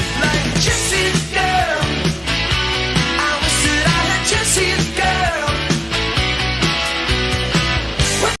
And you can see that not Paul Thomas Anderson, but John C. Reilly is like jostling him and saying, like, he's probably saying like, Dirk, we got to get the fuck out of here. Yeah, we gotta go. But you can't hear any of the dialogue. You just hear Jesse's girl blasting at fucking top volume, and it creates such a dreamlike effect, and everything in that scene builds and builds. The Alfred Molina keeps freebasing. He keeps freebasing. He keeps freebasing. He's doing one after the other. The song Sister Christian stops in the middle, like right as he's getting really pissed off about it. I'm just tired of fucking musicians wanting you to listen to the fucking track in the same fucking order. Fuck. And then Jesse's girl starts, and like all these weird tiny little things just build. It just a flash of the bodyguard with his gun, and he's, Dirk keeps looking back at him, and he's dumping the coke out, and it's like, when is he gonna dip his pinky in there and taste it? Because once he dips his pinky in there and tastes it, it's over. The game is up, right? Like, so you're no matter how many times I watch the movie, I want them to leave the house. Like, I know they don't. I've seen it fucking 50 times. And the characters know it from the moment that, I mean, the preceding scene is them standing around being like, and Thomas Jane's like, and he's all fucked up on carpet dope, by the way.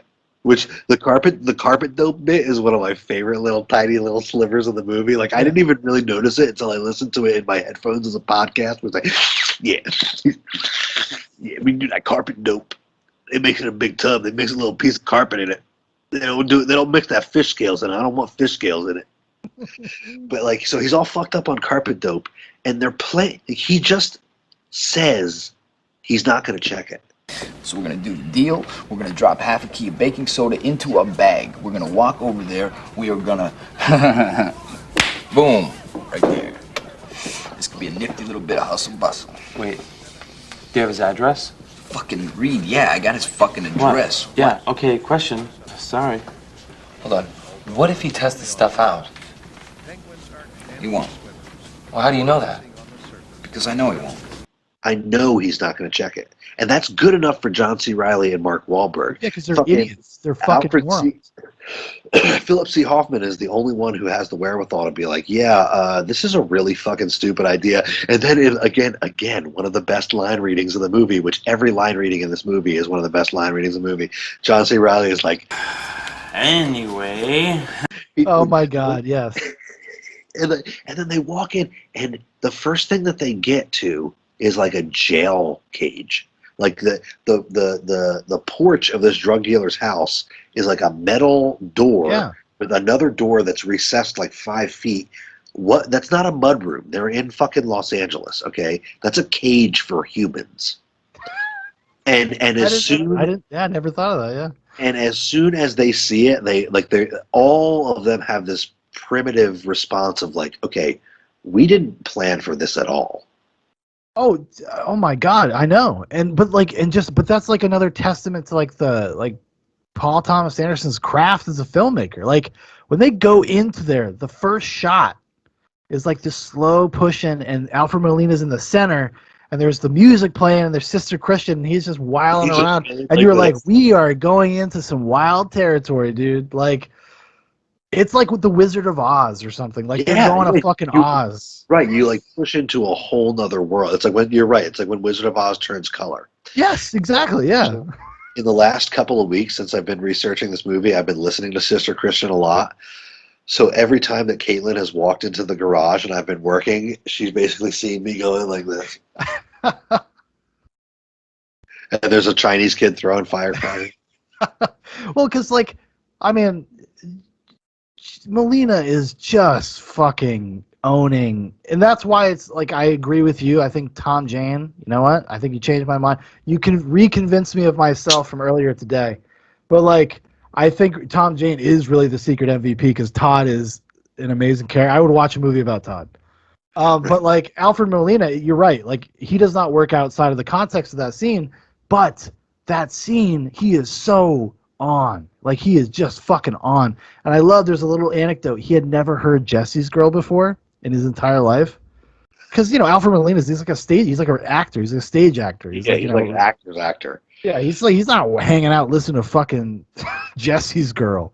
Like, so he just spent a day, the day before they started filming, because I think they did this in like a day and a half or something, and just listened to fucking Jesse's Girl like on repeat and just try to get into it because it is so good. Like that walk up to the stereo. Been a good friend of mine, but lately something's changed. It ain't hard to define. He's got himself a girl and I wanna make her mine. And she's watching him with those eyes, and she's loving with those spies. I just know it.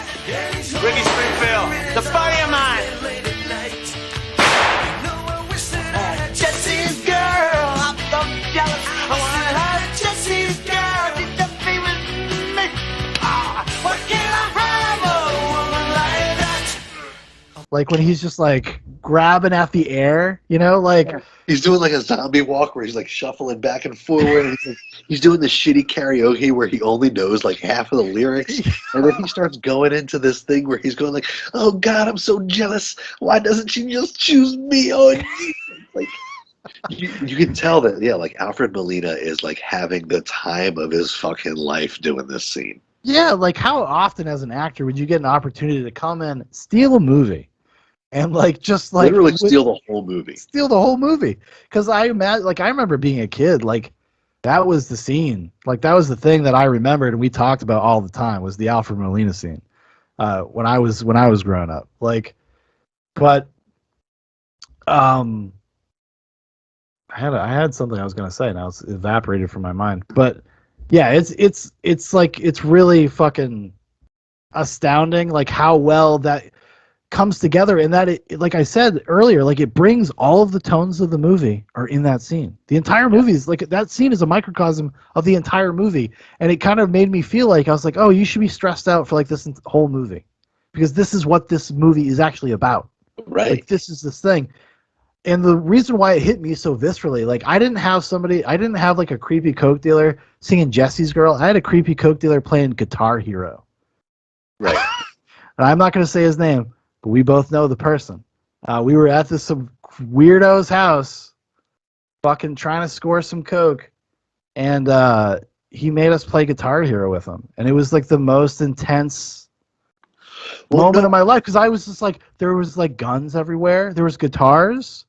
And then there was like guns all over the wall, like not mounted to the wall, like just on the wall, like right. Just sitting on the wall. And we're in this dude's bedroom. He lives with his grandmother who runs a B&B.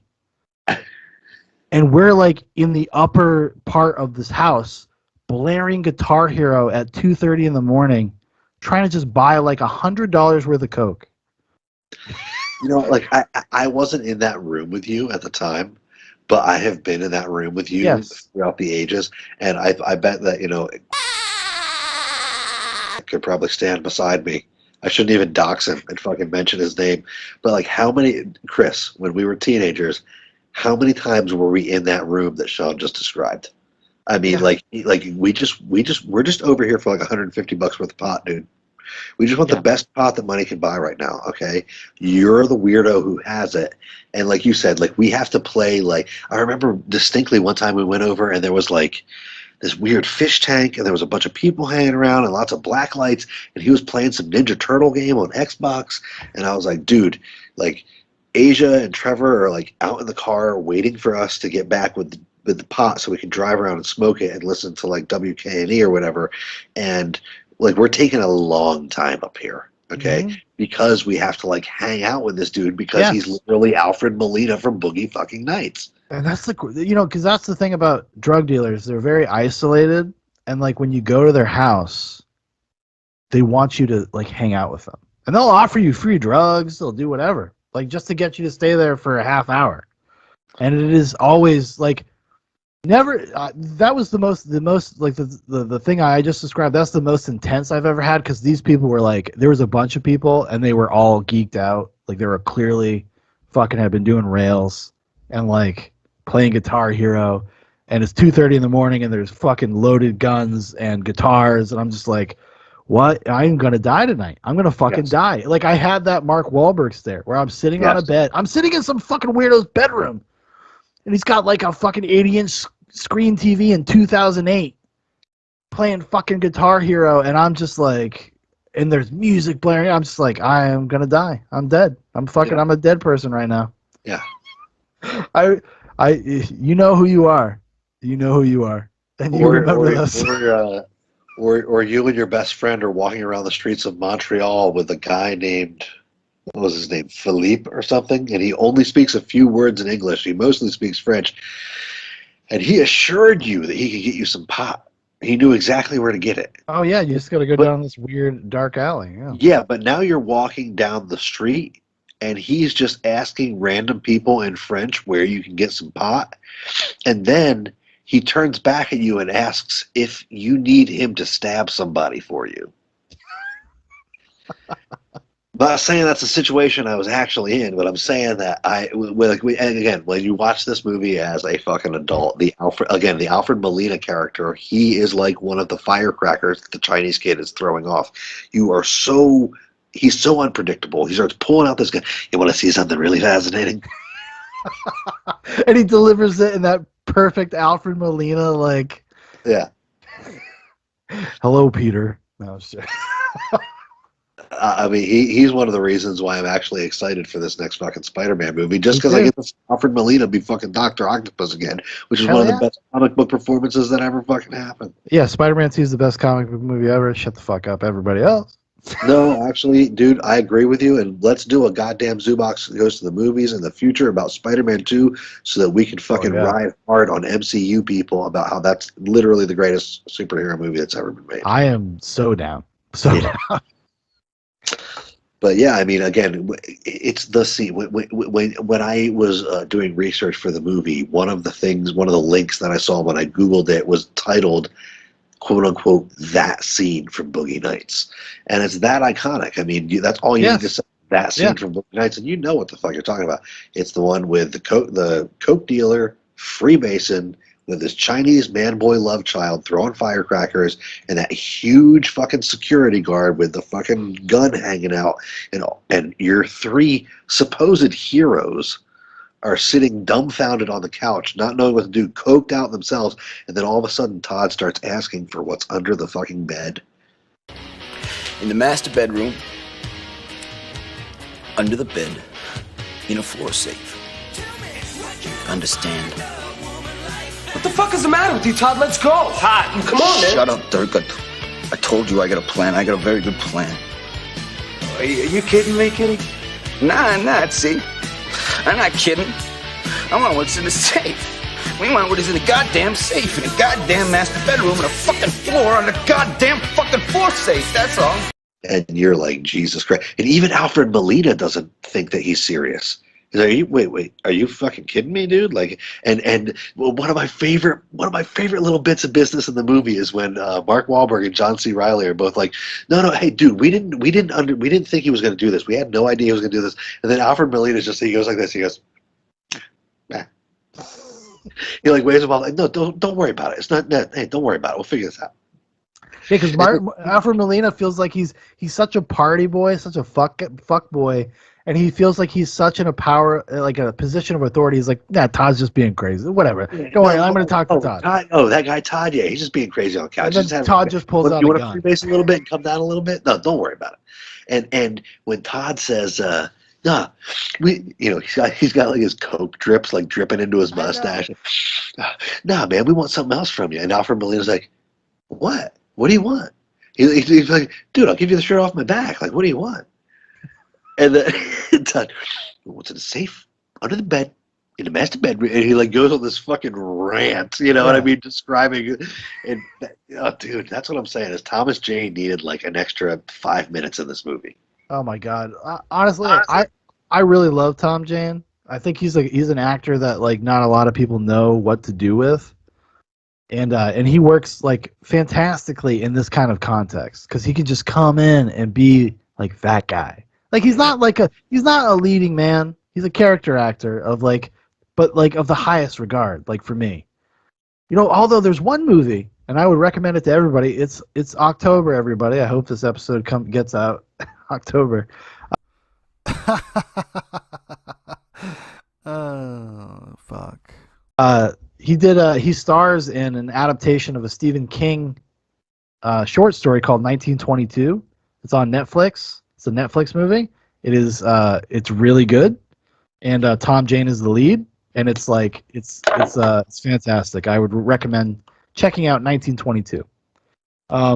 Because he's a good actor. He's so fucking good, and a lot of times he just like gets slotted into weird places where maybe like it's just not like just doesn't like vibe with his energy or something. I don't know. Although I will always defend the Tom Jane Punisher movie. I don't know why. I have like a real soft spot for that movie. Well, I never watched it, but after rewatching this, and I never knew that guy was Thomas Jane. He was just always that crazy guy at the end of Boogie Nights. But I would actually to check out Punisher. I'm probably going to end up watching his Punisher movie. Yeah, it's goofy, but like I have an affinity for Tom Jane. I like Tom Jane, so it kind of like carries me through a lot of that movie. And John Travolta's giving like one of his like completely like phoned in funny performances. Because John Travolta's the bad guy in that movie. But yeah, maybe that's probably why I never watched it, because I was like, I don't want to go through that. I don't want to fucking watch John Travolta stumble through this. He's not that bad. It's just like a histrionic, like not like John Travolta's another guy. It's like he needs a good director. He needs a good director. Like, and I think that's probably true of a lot of actors. But like Mark Wahlberg, for instance, who is dynamite in this movie. And this is like his first real dalliance with like being in a real movie. He had been in Marky Mark and the Funky Bunch. That had been his thing. He was the Calvin Klein model. I think he did a movie with Leonardo DiCaprio, The Basketball Diaries. That's why Leo actually suggested Mark Wahlberg for the part, because he decided to take Titanic, which history has shown that was a poor decision on his part. Although, but like I don't think you get, like you said before, like I don't think you get, like earlier in the episode, I don't think you get this movie with Leo in that role. You need Mark Wahlberg can like. There's an earnestness that I think is required for that character, and there's like kind of like this. He's really able to put off like this dumb, naive person in a way that I don't think Leonardo DiCaprio could. Yeah, I mean, Mark Wahlberg actually has a texture to his personality that's informed by growing up real hard. Yes, which Leo doesn't have. Yeah, well, because he was the hungry person, right? Like he grew up in a sense hungry for success. Where Leonardo DiCaprio he's related to the Coppolas, and he started out on a sitcom when he was 12, like Growing Pains. Everybody, I don't know if you've seen it. It's he was in Growing Pains. That's where Leonardo DiCaprio started. Real quick trivia, the first two IZA albums were recorded on the same 2-inch tape reel that the Growing Pains show was mixed down on. Oh, shit. Well, there you go. Yeah. It was actually named Alex P. Keaton. It had like a little label on it. No way. Yeah. And we ended up recording the third IZA album in Pro Tools XL or whatever, because at that point Pro Tools had actually gotten like higher fidelity than fucking 2-inch tape, which was incredible. But the first two IZA albums were recorded on tape on the same tape reel that mixed down that show, and it was a pain in the ass to record them, but you can definitely hear it in the sound.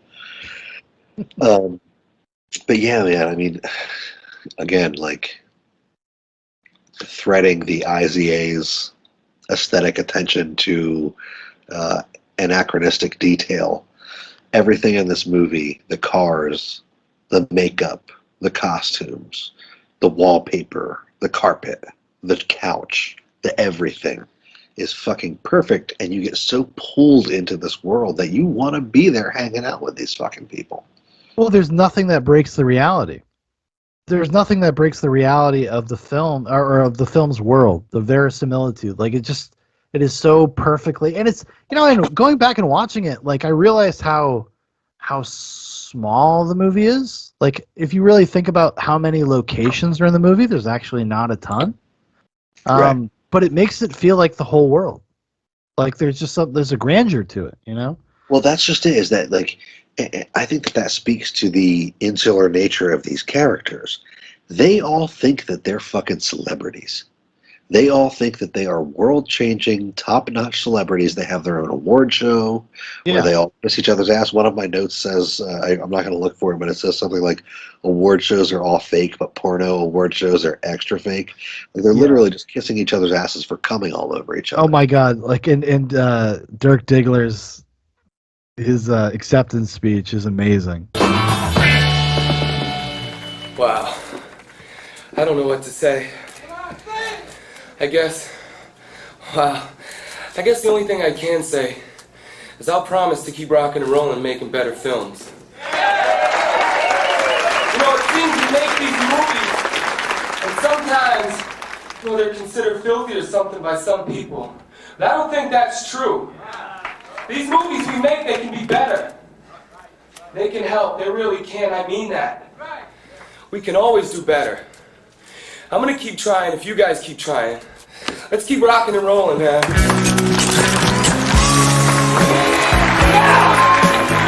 It's amazing. Same speech that Rocky gives at the end of Rocky 4. Actually, We're gonna do better. We're all gonna do better. Oh my God, you're right. You know, it's great because I just recently watched Rocky 4, and that is dead on. That's fucking dead on, because it's that corny and that like, well, I mean, it's obviously the tone is different, but like it is that corny and like kind of faux sincere and pretentious in a way. You know, like, you know, Jack thinks that he's making art. Dirk, you know, in this interview says, you know, he says, I've saved thousands of people doing this. Thousands of marriages. I show guys how to fucking fuck their ladies, man. Yeah, and Amber Waves in the dialogue of the documentary says, if Brock Landers is slick with a gun, he does so only in the vein of good and right.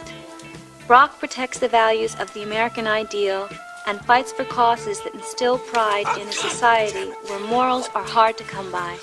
You know, he fights for the American ideal and blah, blah, blah. It's like, you people are so fucking detached from reality. And why do you think that is? Because you're blowing rails 24 hours a day. All you do is come.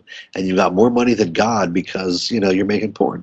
How did a 26-year-old write that script? Because that's so like, that like satirical edge to that is so insightful about so many things. Like it speaks to so many things, even beyond the movie, like about just the creation of art and artists and the types of people that do it. And because I watched it when I was watching it last night. I was falling asleep. I got it in the last viewing, and I just was laughing out loud at that line specifically, because I was just like, this is so fucking It's so perfect. Like, it's too perfect. It's like, that's what I mean. Like, this movie should not exist. It should not work.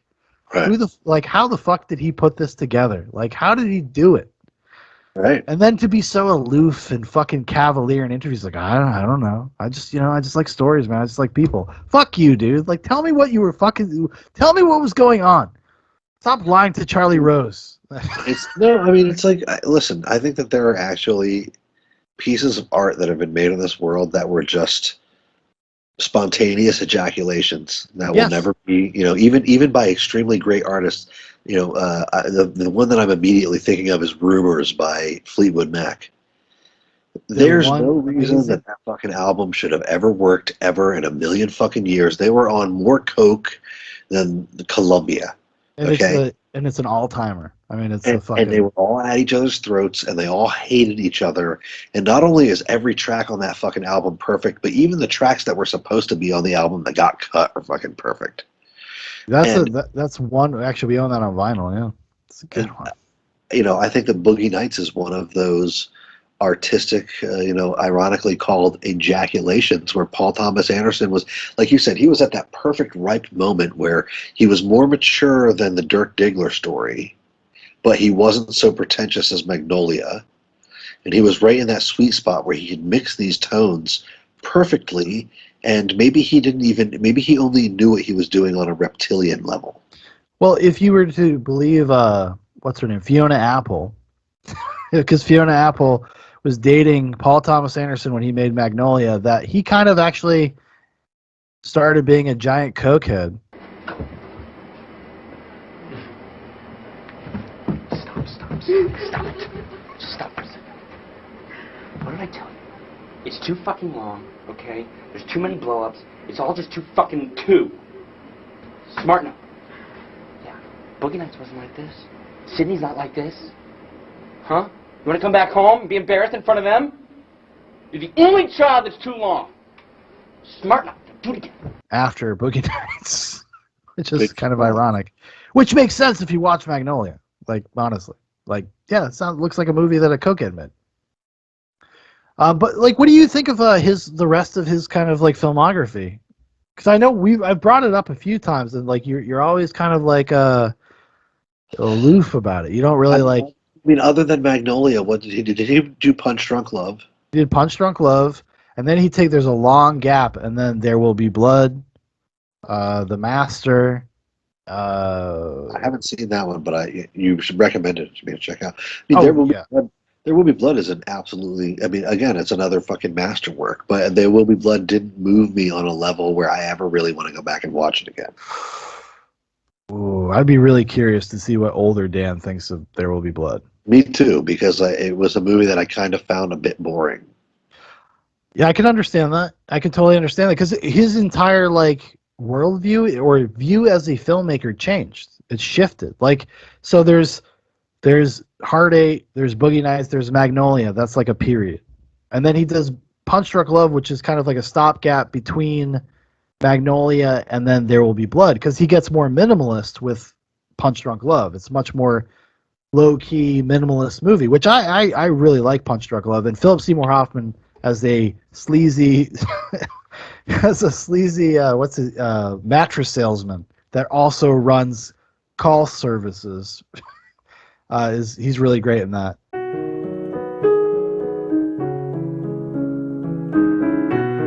And then he does There Will Be Blood, which is like that could be a different person making that movie. I mean, there's like, and I feel like he just like shifted where he pulled his influences from. Like, there's a lot of like Robert Altman, there's a lot of Scorsese, there's a lot of stuff like that in Boogie Nights and Magnolia. And then once you get to There Will Be Blood, it's more like Stanley Kubrick. It's like more like ripping off Stanley Kubrick, because it's much more quiet and low key, and it's all about like kind of, it's almost like pretentious in a way. Like, and I wouldn't suggest otherwise, but man, I think you should revisit that as an older man. I think you would find a lot in it. I mean, even as a younger man, I recognized it as a great movie. I think I was just in a period of my life, like I was probably recording like Lick It or Ticket with the IZA, and I was more concerned with like writing the lyrics for Soldiers of the Apocalypse or some shit. Yeah, yeah. You know, I was at a different point in my life, and I would probably appreciate it more. But I mean, now that you just rattled off the Paul Thomas Anderson filmography, I mean, a lot of those films are fucking great. Doesn't seem like he has many misses. But Boogie Nights in particular blends a style, an aesthetic, a theme that captures my heart in particular because I love the disco era. But I you think also, the but you love the disco era, but you love all of the films that he loves. Like these are all things that like speak to our lizard brain. We like intuitively, especially coming back to it, like as deeper film fans, like we intuitively like understand all of the things he's pulling from, even when we don't recognize it consciously. It's all like subconscious work on you. You know what I mean? Like, and it just sings like, and that's like I said before. I've always kind of respected about him. He's not bashful about it. He's like, I like really great filmmakers. I study them. I use their techniques. You know, like, and that's something to be said. There's something to be said about that. Like, there's nothing wrong with that. And I think a lot of people, because you know, even myself, like, as I've gotten older with Tarantino, I've become a little bit more critical because now I am more aware of what he's pulling from. I think Paul Thomas Anderson, who is actually often compared to Tarantino, is actually the better remix artist than Tarantino. I think Tarantino literally, he has dialogue, like he has his own like style of dialogue, but like if you watch his movies and if you when you become more film literate, like you understand like he's like literally lifting wholesale scenes, characters, right, shots, like everything is like from something that he had loved when he was a kid, which I don't have a problem with, but it definitely lessens the effect. Watching Kill Bill at 35 is not the same as watching Kill Bill at 16. Like, it's just not. No, you're right. And I think that Paul Thomas Anderson, excuse me, I'm sorry, I didn't mean to say that. PTA. PTA, I'm sorry. Wow. I want to be part of the cool YouTubers who do shitty reviews, who fucking suck and are not Zubach Goes to the Movies, not half as cute or insightful or clever as we are. That's true. But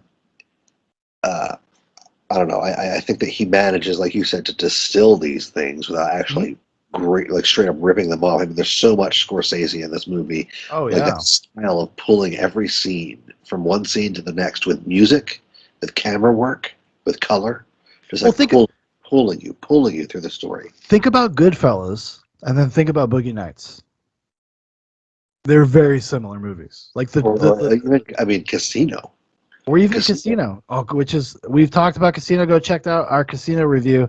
Great episode. Dan and I agree. It is one of the one of the best comedies ever made. Yes. It is. It's a fucking amazing movie.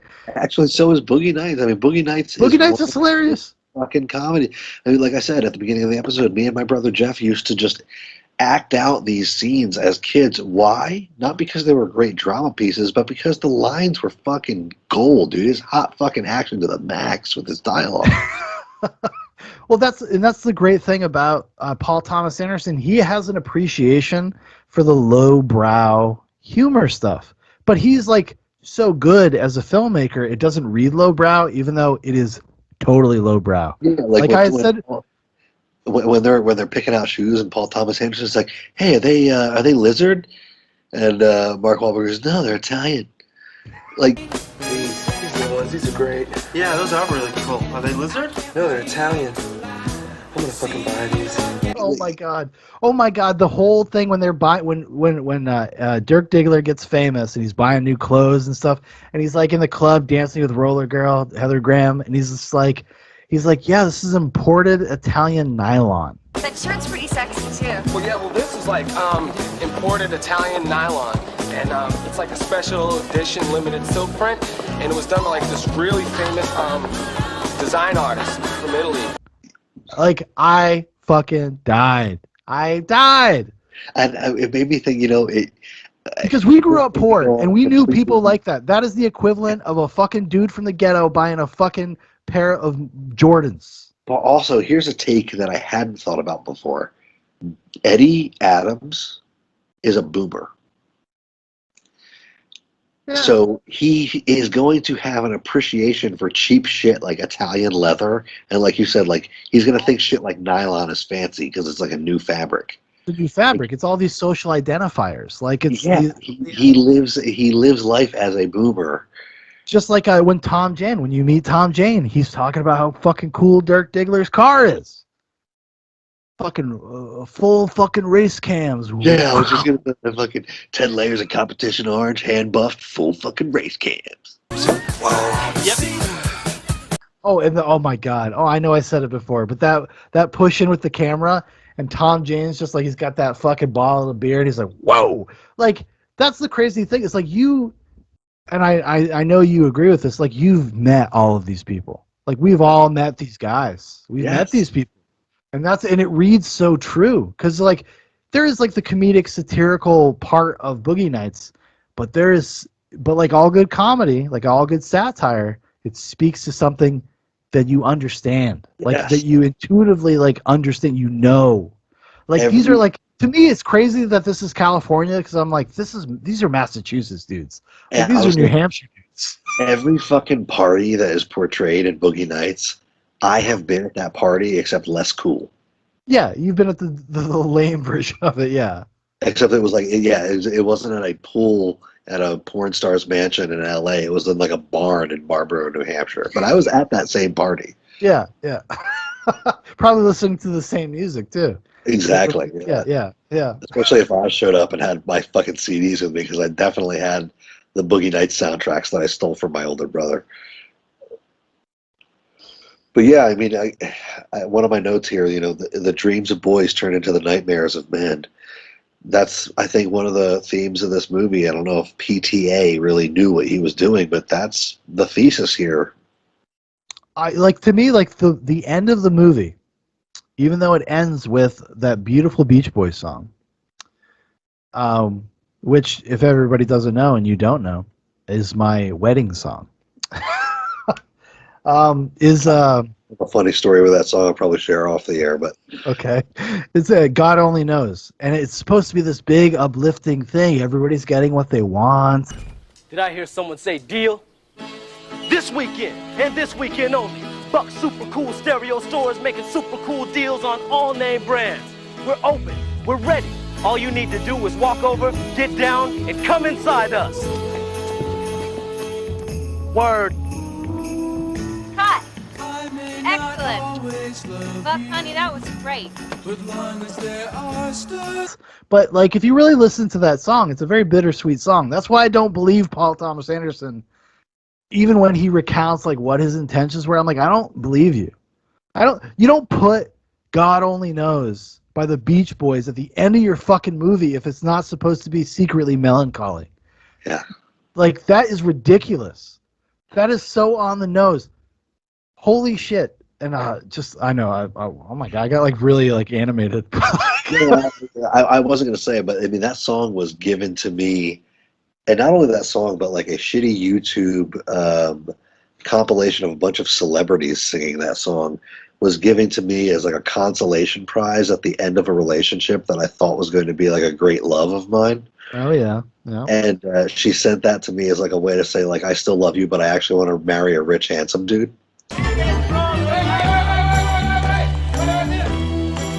That's a Q. That's supposed to be a G. Oh man, no. So whenever I hear that song, I think of that, and I'm like, Jesus Christ, is this not the most hollow fucking sentiment? Like, you're right. It's like so bittersweet. It's like, it is. It's a bittersweet song. We literally picked it as our wedding song because we like understood the bittersweetness of it, and we thought of it with the way we interpreted it, like for a wedding song. It was like, oh, it's like the next stage of your life. It's an acknowledgement of how much you mean to me because of how bad it'll be if we're not in each other's lives.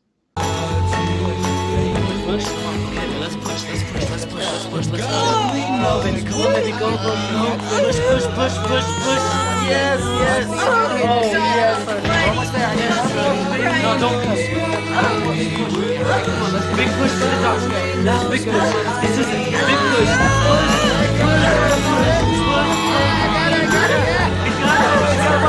It's a boy. I think that when Caitlin and I get married, our wedding song is just going to be that Jungle Fever track. That's just like a boogie, like a boogie beat with people just like moaning and coming. Ay, qué fiebre, ay. On top of the There you go. Which again, like 13-year-old Danny shouldn't have been jamming out to that, but I was. I know, dude. That's why we're like this, and I don't know what the fuck happened when we were teenagers, because I think we would have had a lot of fun. It'd probably been productive. We'd probably be like great young filmmakers right now. But like, it was proximity. You lived in fucking Richmond with the nuns, and yes, that's true. Yeah, I didn't go to school with all of them. We were interlopers. Big Paul and I were interlopers. We were like, I don't even know. Can you explain to me how? Like, what was the who was the chain of connection was that Paul and I joined Civil Air Patrol. We met Mike Thompson. Okay, Mike Thompson talked Artie into joining Civil Air Patrol, which lasted like 6 months. Yeah. And then we started hanging out with Artie. And then it was Parte de Arte. Yeah, and then and that's where we met everybody. Through Artie, because Artie's house was the place to go. Right. So everybody went to Artie's house. I remember talking to you outside of Artie's house while you were sitting on the hood of your car about Attack of the Clones, and you were just like, and a young Dan Profitt was like, I don't care what you think, Attack of the Clones was amazing. It's my favorite Star Wars movie. Adult Dan Profitt still fucking thinks that. Like when Yoda pulled his lightsaber out, was one of the funnest fucking moments I ever had in a movie theater. Yeah. And I don't give a shit if it doesn't make sense. I don't give a shit if it's stupid as fuck. It's fucking Star Wars, dude. When Star Wars was Star Wars, and not and that was some the great sort thing of. about the prequels is that they came out when I was still young enough to fucking appreciate it and be like, dude, this is just fun. Yeah, no, well, I understand like the criticism of the prequels, but like just like you, like we were young enough where they're actually part and parcel with the Star Wars experience for our youth. Like, so we kind of accept them, and you know what? And then when the sequel trilogy came out, it actually made me double down on the prequels and be like, there is a difference between real Star Wars and this. Yeah, like this bullshit. The prequels came out at a perfect time where I was young enough to appreciate the fact that it was stupid and fun, but old enough to realize like nobody's putting the brakes on George Lucas behind the scenes right now, and that's kind of okay. Yeah. Oh yeah, because that's the if people go and listen to the Red Letter Media reviews, that's basically their main thing. It's just like nobody had the gumption to tell George Lucas like maybe this doesn't work. After the rough cut screening of the movie for the first time, everyone in attendance looks just as baffled at the clusterfuck as we were. George admits to throwing too much out there. I may have gone too far in a few places. Yeah. The editor then attempts to explain pacing and why 4 scenes with totally different emotional tones don't work well together. In a space of about 90 seconds, you go from lamenting the death of, a hero to escape, to slightly comedic with Jar Jar, to Anakin returning with his... But he kind of realizes he's wasting his time, so he stops. Rick McCallum is frozen in utter shock at how horrible the movie was. Internally, he regrets not challenging Lucas on some of the things he was worried about. Lucas then realizes that he can't remove major segments of the movie in editing because they're intertwined. I mean, I've thought about this quite a bit, and the tricky part is you almost can't take any of those pieces out of there now. Because each one kind of takes you to the next place, and you can't jump. No, I love it. Hey, it's too late now. Later on, after everybody started drinking, Lucas attempts to explain his newly minted bowel movement as bold and extreme, stylistic. It's stylistically designed to be that way, and you can't undo that, but we can diminish the effects of it. No one looks like they know what's going on, and they all look like they're about to start pointing fingers. But that's just my interpretation of this footage. I wasn't there. And like it's a weird thing. It's like I can see all the criticism. I can even agree with it, but I don't really care. Like I'm good with the prequels, like I always have been. They're a part of the rotation when I go through Star Wars, like every couple of years. I watch the prequels, just like I watch the originals. It's funny that you mentioned Attack of the Clones specifically in relation to Artie's house, because one of the very clear visceral memories that I have of that era was driving around in the Lynx, that little red car, with Across the Stars, which is the John Williams theme of Attack of the Clones, burnt onto a CD, like thinking of some creative project that I was doing that's inspired by this track from the new fucking Star Wars movie, bro. Oh my God, Big Paul pulled it out, because I remember we all used to talk about our future endeavors, and Dan had two. You had the vampire movie. Oh, yeah, it was actually Colin's movie that I was just in. Right. Well, I remember us going to the quarry and Dan going like this. Now that you mention it, I do too.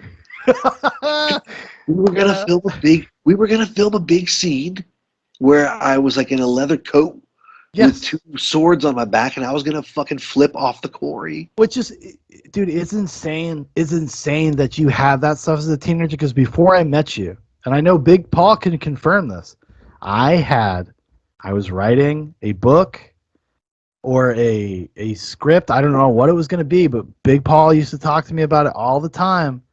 Was about vampires that also, like, mine was a little different because I was like informed by Anne Rice. I was like, I had just seen Interview with a Vampire, and I was like, oh, I want to do a vampire story that's like through the ages, through history.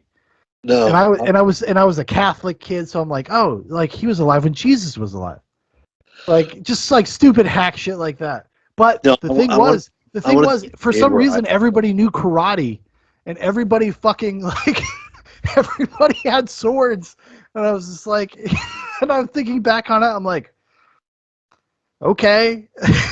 Yeah, I wanted to make a Blade movie where I was Blade, where like chubby 14-year-old Dan Profitt was Blade. Yeah, I know. And that's the difference between us and Paul Thomas Anderson. Okay. Yes. Well, you know, Dan though, you saw the Dirk Diggler story. Horrible. It's horrible, but that would have been like, say, if we were 18 and we lived in the environment where we knew people that would be game for that, completely possible. Completely possible. And we would have thought it was classic to this day. Yeah. I tried to make a mockumentary in the Dirk Diggler story form about an old disco dancer that had one last shot at like winning a dance competition. And it was going to be about him, how he failed as a young man to win a dance competition and how it destroyed his life. And that like the person that beat him at the dance competition was the person that was like the winner of the year, and he was going to come back and he was going to dance that person's kid to beat them. It was called Dance Commander. It was based on an Electric Six song. Yes. And DJ. Do you remember DJ? Yeah. Kate's friend? Yeah. She was supposed to be my nemesis. So I had like all the old hair makeup, and I wish I still had the stuff because it was like on like mini DV. I filmed like a lot of stuff and never did anything with it. And she ghosted me. She ghosted my ass when it came to film her stuff. And then it just like never, like just like life happened. It just never like coalesced. It just never came back. Well, listen, I love Daniela, but she's always been too hot of a bitch for anything. Yeah, I know. And I can totally see how that happened. But yeah, I mean, dude, we had fucking footage of laced cigarettes filmed. That's what it was. Like somewhere on tape out there is like footage of Josh's dad like playing a character in laced cigarettes. Yeah. I remember being at Artie's house. I'm sorry, everybody loves this.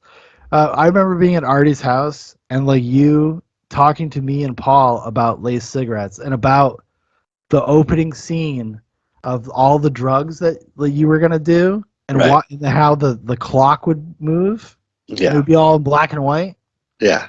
Yeah, I remember that. Yeah. No, I mean, I think that this is part of the Boogie Nights conversation because this is us. This is us and our inspirations and our ideas as young filmmakers. And Paul Thomas Anderson actually took those seeds. It would be as if, I took the unfinished version of Laced Cigarettes and then actually made it into a real movie 15 years later with like Burt Reynolds starring. I know, isn't that? Yeah, that's what's crazy. It's like, okay, he got to make his dick off. Fucking, I'm 18. I'm making a movie, but he had enough connections to get a few people that like were actors. Like even the woman that plays the porn, like the female porn star that talks about Dirk Diggler, is somebody I recognize. I don't know her name, but I have seen her in other things. But yeah, like it's not like we were robbed of anything, but like it is like so much of life is about decisions that you don't make. Like especially when you're young, like that or those early goings, and it's about like if you can see that through once you have the ability to make those decisions. And it's which is a much more treacherous road. And just not to have those like I can imagine like you or myself as teenagers, if we had access to like actual like people that were like really into it, actors, stuff like, I guarantee you we would have done something. We would have done something. I don't know if it would have been good, if it ever would have like if we would have continued forward with that.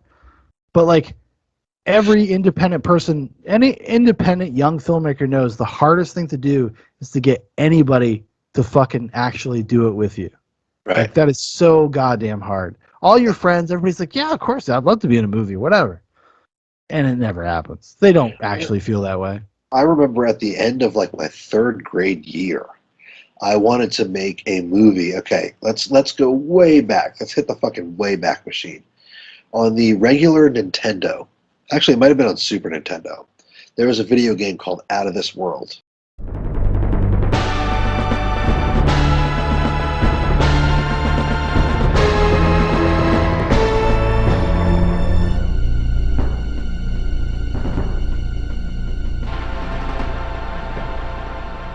Yes, I know exactly what you're talking about. And it was badass as fuck. It was way ahead of its time. And I had so much fun playing that game, I wanted to make a movie version of it. And at the end of my third grade year, I put like flyers on everybody's desk that said I was having auditions for this movie that I was making. And I remember waiting on that day for the kids from my class to show up to the audition for my movie. Nobody came. Mm-hmm.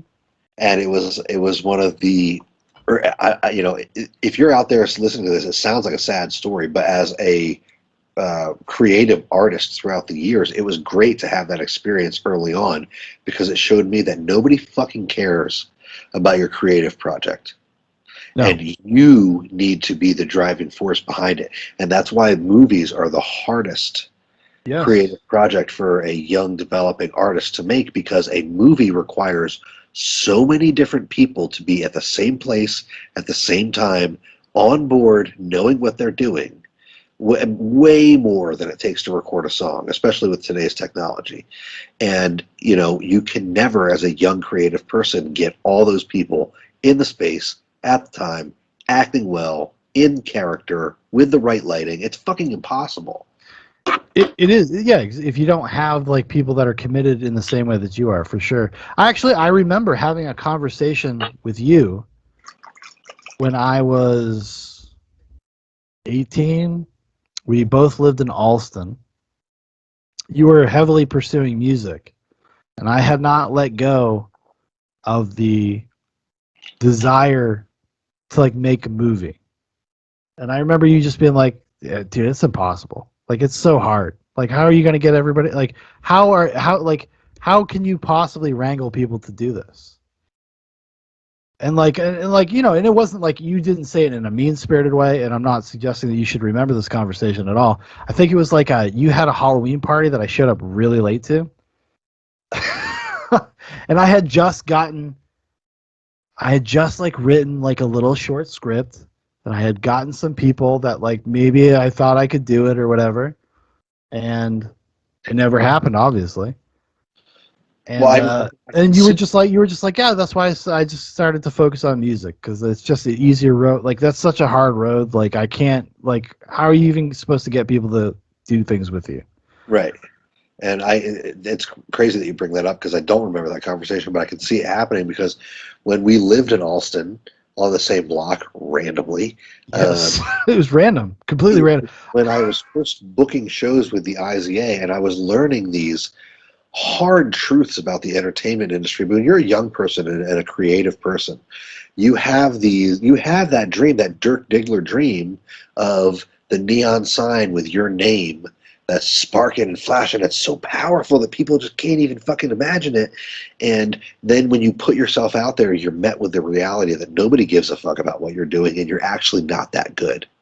And one of the things that I remember, one of the formative fucking experiences of my life was when I lost a show. Do you remember a place in Boston called the All Asia Cafe? Mm-hmm. A lot of shitty local bands played there. The IZA played there a few times because it was like one of those entry-level venues that you'd play as a young musician in Boston. And I booked a show there and like kind of showed up. I forget the exact parameters of the situation, but the guy's name was Mark Schulman, who ran the place. And I kind of waltzed in there one day. I was like, "Oh, my show this weekend." And he was like, "Dude, you don't have a show this weekend." And I was like, "What are you talking about?" Like, we talked about it via email. I booked it. He was like, "No, you've got to do X, Y, and Z. You got to put flyers up. You got to come in here with like promotion for your show." Yeah, and we're then, not going to do it for you. Yeah. Yeah, and he called it. What the fuck did he call it? The flake tax, or the flake something. He said, so many kids email me for a show, and then we put up a date, and then like the band doesn't show up, or nobody shows up, or anything. He's like, you got to he called it a flake insurance or something like that. He says, you got to come in here with a flyer. You got to tell me your show's actually real. You got to let me know that you're going to show up with a fucking band. Yeah. Okay. Yeah. And like the fact that he just cut me without even thinking about it, and like I walked in there, and he told me like, dude, you didn't even show up in here with a flyer for your fucking band. Who do you think's going to show up for your show? Yeah. And I had never even thought of that. But it was the first show that I had ever booked in Boston. I was like, what do you mean? People want stuff to do on a Friday night, right? They're going to show up, right? Yeah. And like your reaction to that is perfect because it's like, no, kid, nobody's going to show up to the All Asia Cafe that's a 3/4 mile walk from the nearest T station in Cambridge, Massachusetts to see your shitty fucking band. Nobody's going to show up to that. Yeah. Yeah. And meeting with that reality is something that all young creatives have to meet with. And in the context of this movie, they never actually meet up with that reality because they're within this little insular group that gives each other awards and shit.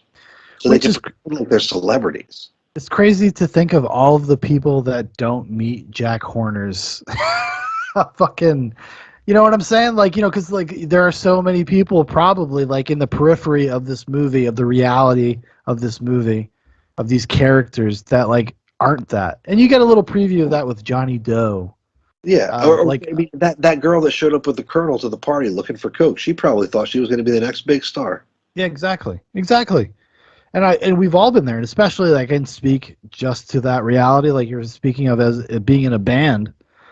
Yeah, it's a very oh boy, it's Dude, speaking of the All Asia Cafe, one time me and Chris Plotzek walked into the All Asia Cafe, and by that point it was a few years later, and we had been kind of an established band in Boston. We were established as a bunch of fucking clowns that were never going to go anywhere, but we were an established band in Boston, and we walked to the All Asia Cafe, and the kid that was running bar there that night pulled out 3 shot glasses, and he put them out, and he poured, and he goes, IZA, and poured them out. And then it made you feel so good. To Chris, and we all took a shot together, and it made me feel like I was Axl fucking Rose, dude. Yeah, exactly. Oh my god, I remember that shit. Going to there was a bar called the Middle East. Yeah. No, it was a different one than the one in Boston. It was in Anchorage, Alaska. Anchorage, Alaska. If you guys want to go start a band, go to Anchorage, Alaska, because you're gonna get more than you deserve faster. And you're going to fall on your ass, and you're going to feel real stupid. Because there's just like, it's Anchorage, Alaska. And so you get to play the big venues, and it's the same. It's the same shit. It doesn't matter. It doesn't matter. Like try to convince a venue to like book you again if nobody comes. Like just that kind of shit, you know, just that kind of normal band shit. But also being in that small little community, like there was a show we booked a show at Harper's Ferry, which was at one point in Boston like one of the nice venues that like if you were playing at Harper's Ferry, that was an important show for your band if you were on our level. And they switched us from like the 9:30 slot to like the 12:30 slot. They pushed us back like 2.5 hours or 2 or 3 hours or whatever. And I remember Chris and Alan had driven 2 hours from New Hampshire down to Boston for the show. And when they switched us for that slot, we walked the fuck out of there with our equipment like we were fucking poison in 1987. Yeah. We walked the fuck out of that show, which would have, you know, even playing at 12:30 at Harper's Ferry would have been great for us. Yeah. Well, because Yeah, and it's like, you know, these characters in this film, they all think that they're fucking celebrities, but then in the last third of the movie, they're all met with reality. Everybody thinks that they're fucking clowns, or nobody knows who they are. Dirk Diggler asks the guy who's jerking off for it, "Do you know who I am?" And the guy's like, "No." No, I just think you're a queer prostitute. And there's an unintentionally funny part about that scene. When Dirk can't get hard. Come on. I can't get it hard, alright? I just can't. I'm sorry. Just shouldn't do this sort of thing, faggot. Yeah. That's when the dudes come out from behind and like go to assault him. So like when I first because watched it was goes like, on for a while. is the subtext of the scene that these dudes are showing up to beat him up because he can't get hard? Like, well, honestly, he can't get hard, so his buddy signaled his other buddies. They're gonna come around like, "You should have gotten hard, Should have dude." got hard for my friend Chris. Like, no, well, I think that is like the meta subtext of it. Actually, I think that is the meta subtext of it. Like, not in the scene, but in terms of like subconsciously what we're supposed to take away from it is that Dirk has fallen. He's fallen so far that he can't even get hard anymore. Can you believe it? Do that thing that at the beginning of the movie was his like level 1 thing. Yes, exactly. Well, there's a fun there's an interesting parallel that he's doing it again for $10. That's where he starts. Right. So there's a suggestion that he's like back to where he started. Even though he's done all these things, he's had all this money, he's owned these cars, but he's still a kid pulling out his dick and jerking off for $10. It's the same with Roller Girl, that, you know, she is doing this amateur video with the guy that was making fun of her at the beginning of the movie. She can't escape the judgment of this dude. Yeah. Well, exactly. Yeah. Which is, oh my God. I mean, like, what in terms of a scene that is actually like almost as intense as the Alfred Molina scene, but for different reasons. Right. Is the sequence, the parallel action sequence of Dirk jerking off in that truck and the stuff that's going on with Roller Girl. And that beautiful piece of music that is just so dread inducing, that like boom.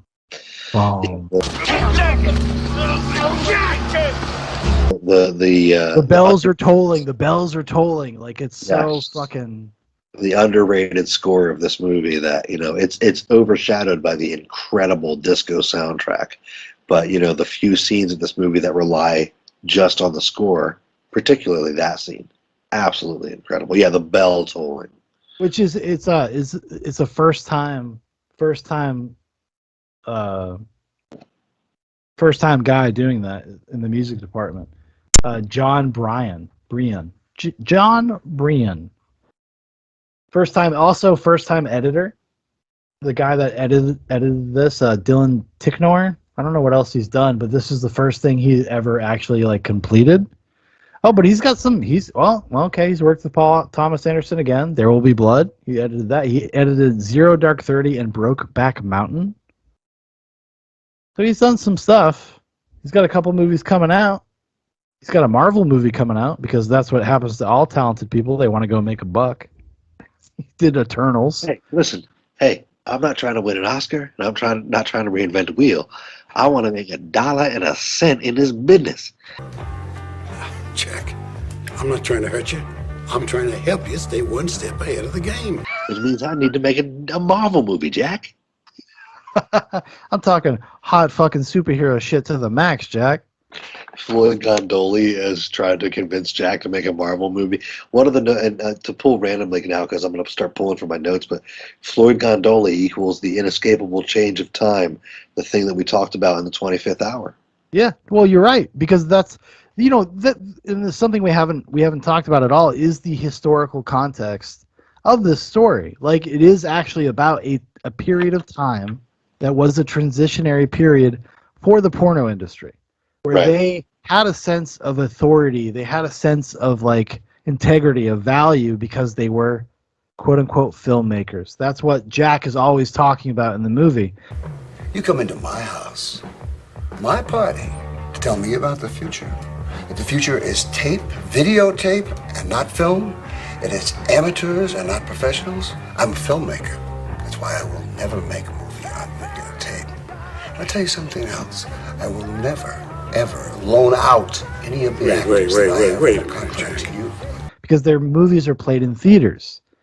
And it's probably like, the same sentiment. I guess you could probably kind of extrapolate that to the idea of like the difference between a television actor and a TV actor, right? That's how they feel about it. Well, they used to feel about it. Not so much these days. But yeah, I mean, and since we're pretty deep into the episode, I just want to read a quote from history that was from an actual, because one of the things that this movie doesn't go over is, a specific group of people who were very deep into the pornography business in the 70s.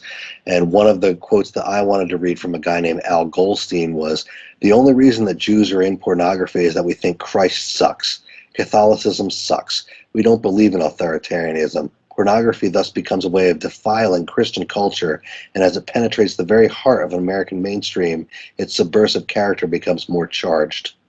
Now, I'm not saying that there's any political or social thing behind porn. I'm not saying that pornography has been used as a weapon before in wars, specifically by a certain country. But what I'm saying is that pornography is a thing that's used as a cudgel against culture, and that's one of the things that's not really exposed in this movie. It's one of the things that's not really gone over, is how pornography is used as a weapon against the American male and our masculinity.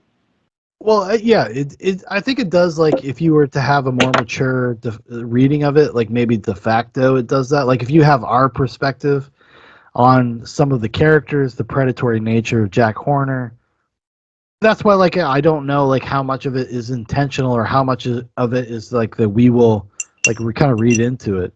But of course, pornography is a wildly destructive force in the world, and I am not speaking as some sort of like prude or some sort of person that is never indulged or doesn't indulge in pornography, to be on the real. Like, it's just like, but I know what it does. Like, I have enough self-awareness to understand how it operates, how it affects your life, and how it actually rewires people. We have an entire generation of people that have been completely sexually rewired by pornography. Look, full disclosure, since we're like more than 2 hours probably into the podcast right now, I'm one of those fucking people. I had to fight a pornography addiction. I had to, and I still do. I mean, pornography potentially could have permanently altered the person that I am. Yeah. No, and I am not. I completely understand. It's no longer a titty flick that you pay, $1.25 to see, Floyd Gondoli. Yeah. I'm not trying to make $1.01 in this business. I like simple pleasures, like butter in my ass, lollipops in my mouth. That's just me. That's just something that I enjoy. Call me crazy, call me a pervert, but it's 10,000 videos on your cell phone that there are videos that are literally made to hypnotize you and fuck you up in the brain, out there, and it is a completely different situation. And yes, my views on pornography have changed as an adult. Yeah, because you go from like a libertarian perspective as a younger person. You're just like, oh, whatever, like it's sex, it's whatever. Like, it doesn't matter. Like, it doesn't matter, whatever. But then you start seeing, like, you can watch patterns, you can watch trends of how that stuff is just like, it's just like anything that works on an algorithm, and how corrosive that is. How corrosive that is to human beings. Right, and the question becomes like, did people like Al Goldstein know how corrosive that was? It sounds like from what they said, they knew exactly how fucking corrosive it was. I mean, probably from their perspective, like, right, it would have been like the corrosiveness would have been way more mild than it actually has become. Because, like, now everything's about, like, incest porn. Even though it's not really incest, but that's the titling. That's the perspective. You have, like, magazines like Teen Vogue encouraging girls to have fucking anal sex all the time. Like whatever. Like, I'm not... Do what you want to do out there, everybody. I don't know. I don't know. I mean, I've had plenty of anal sex. I'm not saying I haven't. But, like, I think preaching to teenage girls that you should let boys fuck you in the ass because it's empowering or some sort of weird thing is actually not. It's actually not that. It's actually pretty... you got to have some respect for yourself. If that's something you want to do, go for it. Like, whatever. But, like, telling kids to do that, encouraging children to engage in that behavior, that's completely fucked up. It's completely fucked. The whole sexual liberation movement has exploded. And it's fucking has shown itself to be the deceptive charlatan thing that it maybe always was. This idea that you find actual identity and meaning through sexual congress is pretty shallow, first of all.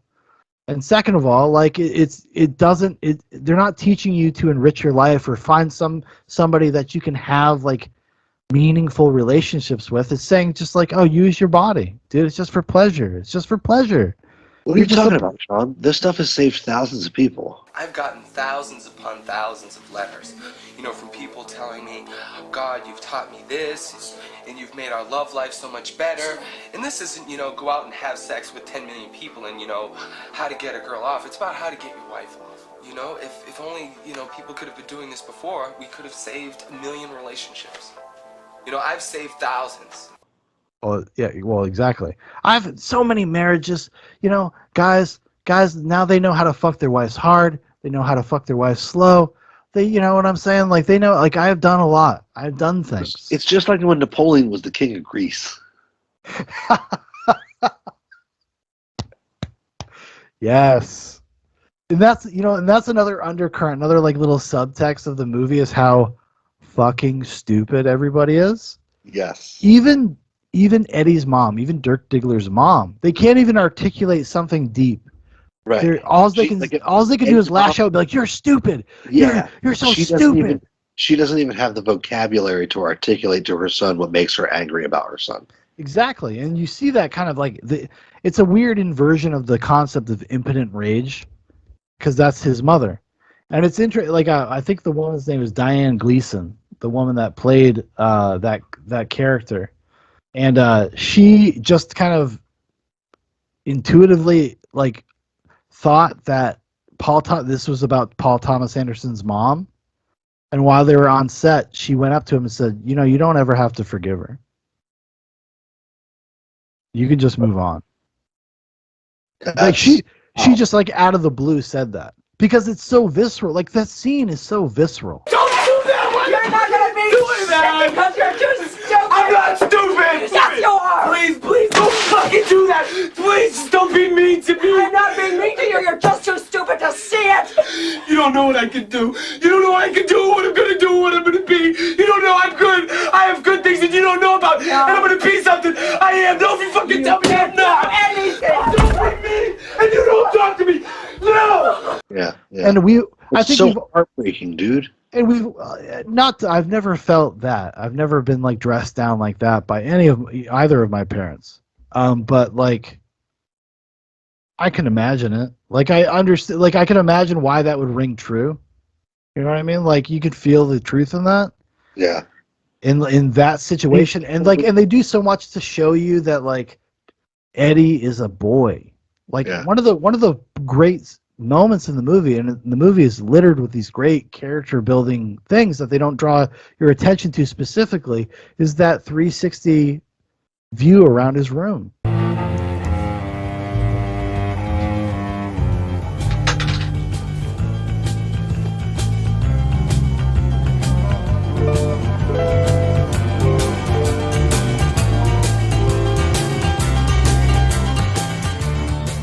Yes. And showing you like how young and naive and how he's what he likes and all the things he's into, and it shows you so much as an audience where you don't even really consciously register it, you know?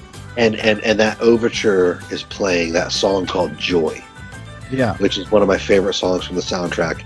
And it literally is, if you're an audience member out there listening right now, listen to that song Joy. It is the embodiment of the feeling of joy.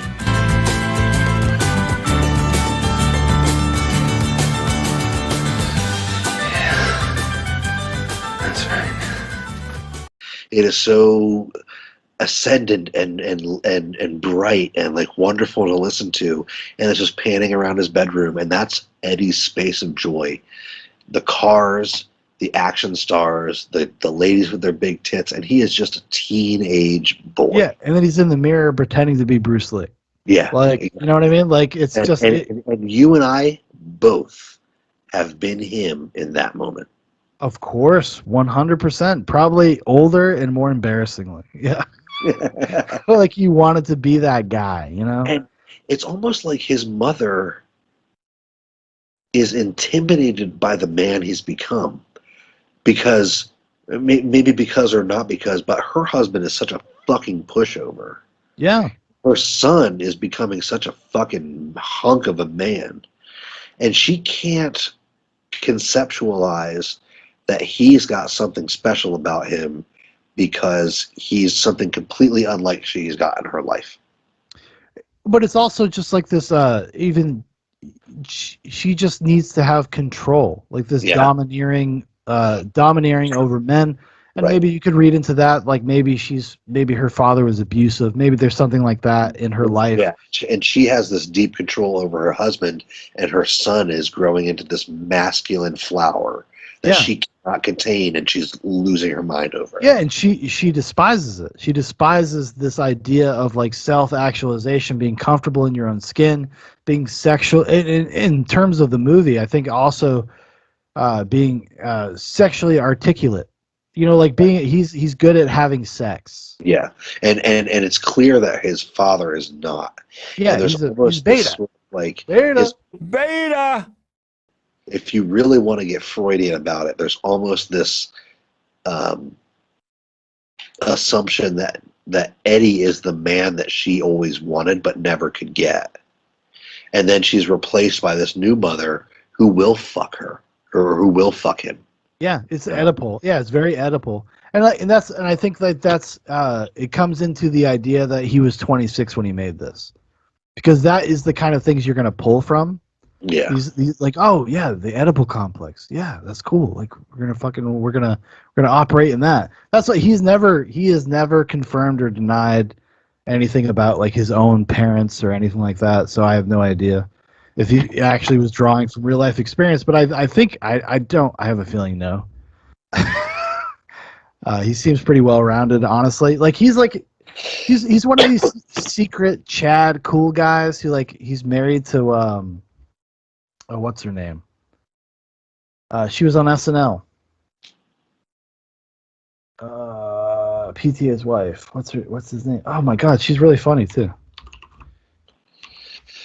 Would Norm Macdonald say that she's funny? Maya Rudolph.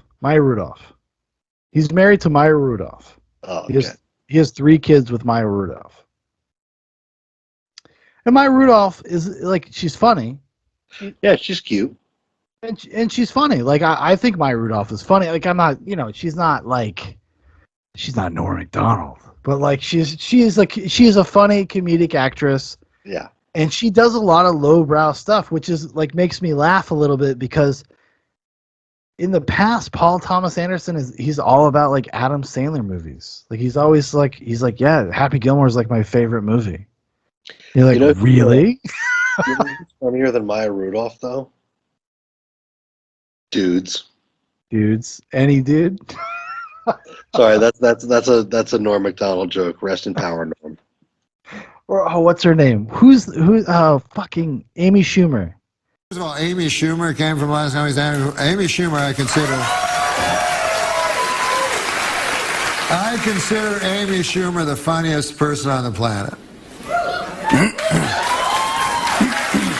If you take me out of the equation. No, I meant me. Oh, that's why you were coughing? That's why I was clearing my throat, yeah. Not you. I thought you were clearing your throat for me. No. No, taking you out of the equation. Yeah. But you're funny in a different way. Yeah, you know? thank you, buddy. He went around for like 2 years saying, "I think Amy Schumer is the funniest person on the planet." Yes. And I'm pretty sure that was a bit. Dude, that's why Norm Macdonald possibly is the greatest comedian that ever lived, because yes, he went around the world going on famous talk shows talking about how Amy Schumer was the funniest person alive, and he fucking hates Amy Schumer. But that's, dude, imagine having that kind of commitment to anything.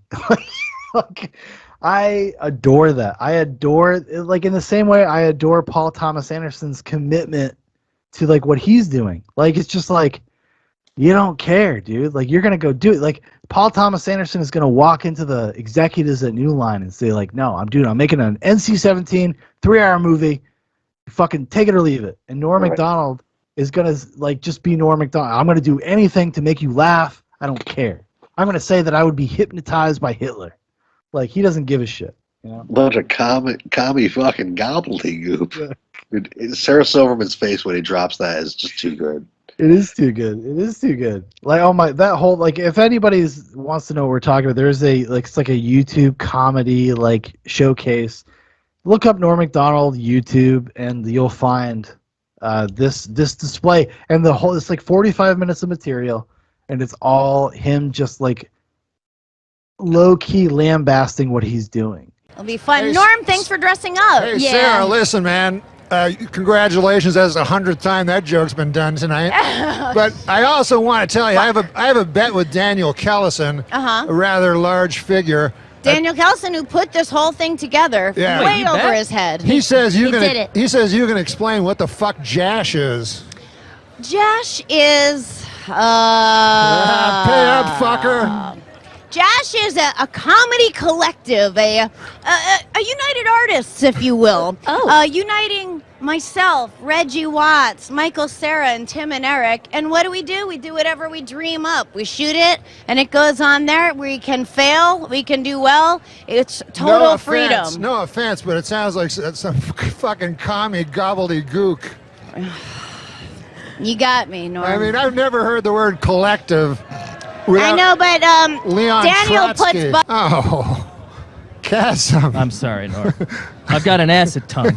You do. You're an acid-tongued Arab. He understands. He knows what he's doing, and he's making fun of everybody he's talking to, and he doesn't care. And it's amazing. It's amazing. Yeah, just if you're out there, I mean, if you're watching this in 10 years, Norm Macdonald just passed away last month. And Norm Macdonald is, like we were talking about before we started recording, hidden gem that's only gotten better like wine with his last few years. He's been doing this fucking podcast. That's just like his best few bits have been in the last few years. And that's why we're on about it. But it's probably because I'm getting to the end of my notes about Boogie Nights. You know, I could talk about Boogie Nights for 4.5 hours. You know what I mean? Like, yeah. There's so much stuff that goes on in every single scene, and like we said, it's the costuming, the music, the acting, the set design, the camera work, everything is just like, how did he nail so much stuff? And as I'm going back looking through this, there are so many things that are perfect and awesome. Why hasn't this been in my top 5 for the rest of my existence? It's probably because I wasn't mature enough to actually grasp everything that was going on in that stew.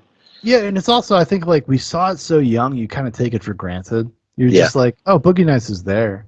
It's there. Right. You know, and it's just part of your diet. Like, you're like, yeah, it's like, you know, broccoli. It's like, yeah, it's part of my diet. Like, I eat broccoli. Right, and as I watch Boogie Nights. As I listened back through the soundtrack, it was the same thing. It was like all those songs have been part of my musical diet for my entire life. and I've taken for granted that they're there, and songs like Mama Told Me Not to Come and Spill Wine and Roller Girls theme song by Melanie. All these songs, they've been in other pop culture things, but they're so deeply rooted in Boogie Nights for me. And, I think that's a great way to put it, is that I saw Boogie Nights, I ingested it, I absorbed it at such a young age that I've just taken it and its aesthetic and its soundtrack and everything for granted. And I haven't even given it enough credit for how much it's informed my style, my aesthetic, my being as a person. Mm-hmm. And yeah, watching it now with the critical eye, taking notes, appreciating it as a piece of art, definitely has weaseled its way into my top 5.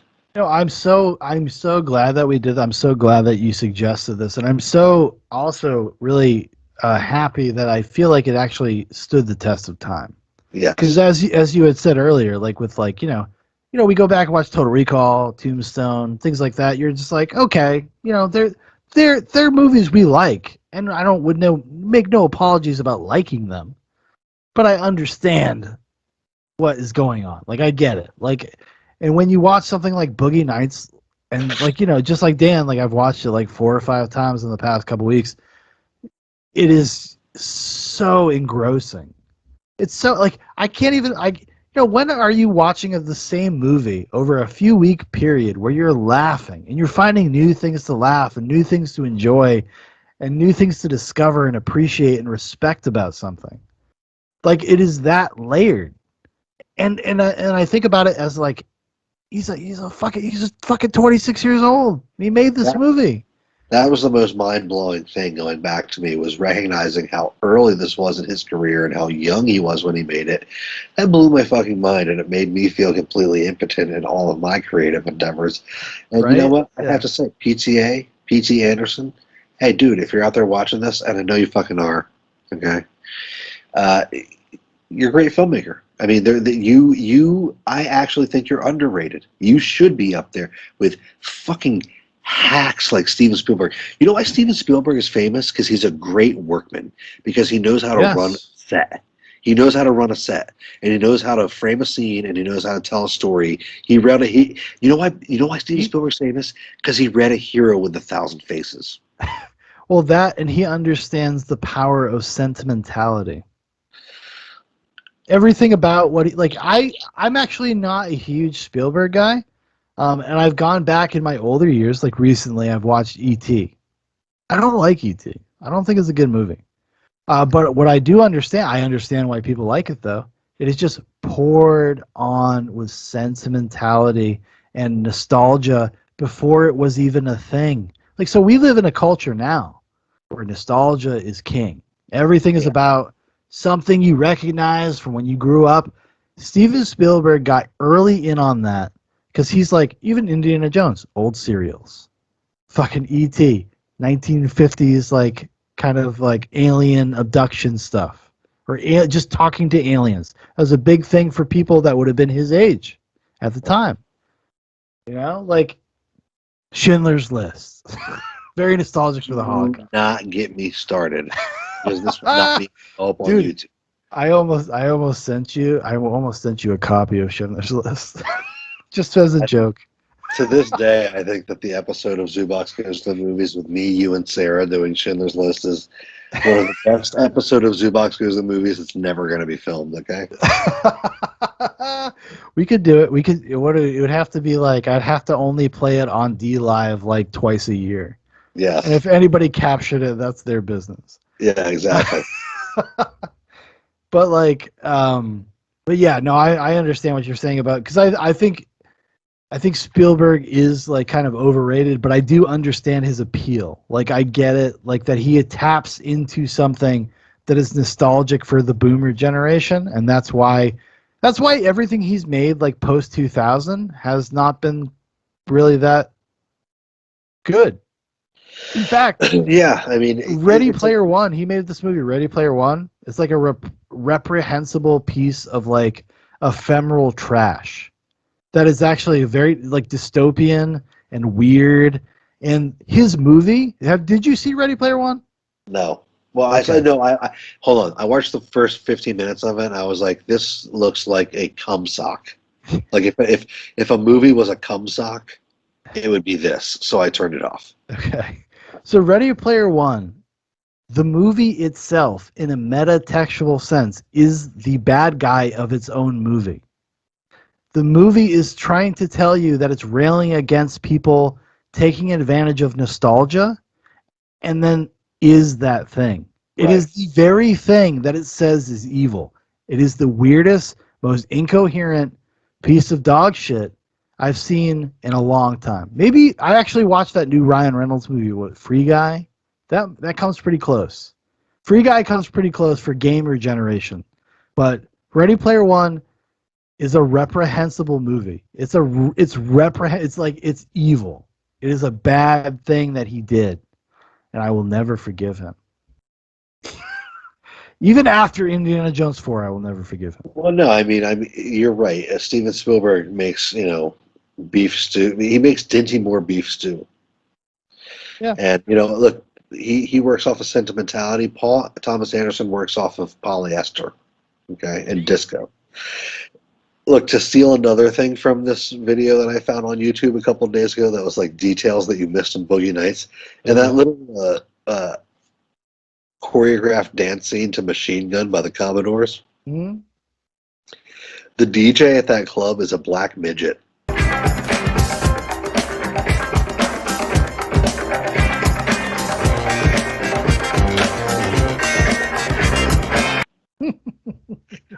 I've never noticed that fucking shit, dude. In 20 years of watching this movie, I never fucking noticed that. And why? Because I'm so transfixed on the cast of the movie doing this like disco dance together and having a great time. But doesn't that kind of endear you to the movie? Because you're like, if I made this movie, I would do the weird kind of shit. And I'd be the guy that'd be like, can I get a black midget to be a DJ?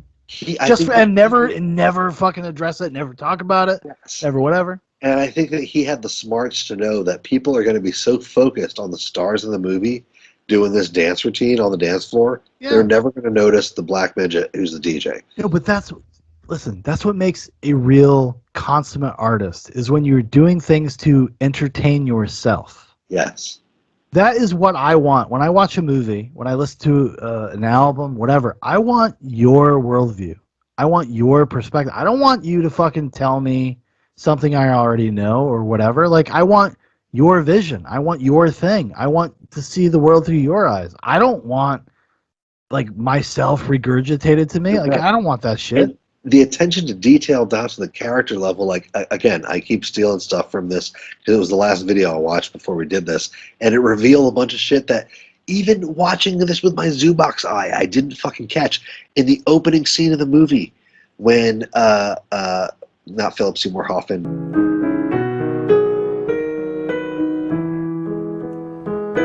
but not John C. Reilly, but fucking Little Bill walks out to his car at the end of the scene where they're getting out of the club, and Luis Guzman is telling everybody good night, and I'll see you tomorrow, mamacita, and all that shit. Yeah. You see Little Bill in the background walk over to his car and pull a parking ticket out from underneath his windshield. Oh my God, which is so perfect. This dude can't even win in the background of a shot that is just an establishing shot. That's like amazing. A little tiny attention to the detail of this man's cuckoldery. This man is even cucked by the meter maid. That's amazing. I did not know that. That's incredible. I didn't notice it either. I had to watch a YouTube video to have it pointed out to me. That's incredible. That's fucking so wild. Oh my God. It's because it's so perfect. It is so perfect. It is the perfect foreshadowing of everything you're about to see. Yes, and he's all disappointed. He just spent the night at the club with his friends, and he's trying to get the shot for the movie tomorrow. And Jack Horner's not even giving him the time of day. How about the day after tomorrow? And he's going, "What are you talking about? A low key deal, Jack? Should I contact the camera guy? Should I contact the light guy?" And then he walks out and he's got a fucking $5 ticket for fucking parking. While so get perfect. the best of my love is playing. Yeah. something I love. And dude, fucking one of my favorite songs since I was a kid. And I, like you said, I take it for granted because it's just always been part of the soundtrack of my life. But like I was singing it at work today, and people don't even recognize that song. And that song is one of the hottest jams that's ever been fucking recorded. Like as an adult, I listen to production because I understand after years of recording music how fucking hard it is to get that magic sound on tape. And when you listen to the breakdown of that song after they sing the chorus, when they're doing the do do do do, ah, my love, you hear this piano drop in the background and this swell of the other. Oh my and the God! production is just so sweet as honey and perfect. And you know how they recorded it too, like in such like in ways that were like live and like. Live. You would think it would be caveman shit, right? Like and I didn't have my appreciation for disco until we were like halfway through the IZA, and we started trying to jam on some like Curtis Mayfield funk and like Bobby Womack and shit. You know, obviously funk, not disco, but a precursor to disco. Funk and disco are so fucking hard to play. Mm-hmm. Like you don't realize until you actually go in and try to play it as a musician. Disco is one of those. You used to have to be fucking talented. Yeah, to you fucking have to make hit it. that on the, like the tape is rolling. You need to hit that. And when you listen to old funk and disco tracks, they're at the same exact beat per minute at the beginning of the. You listen to an Al Green track.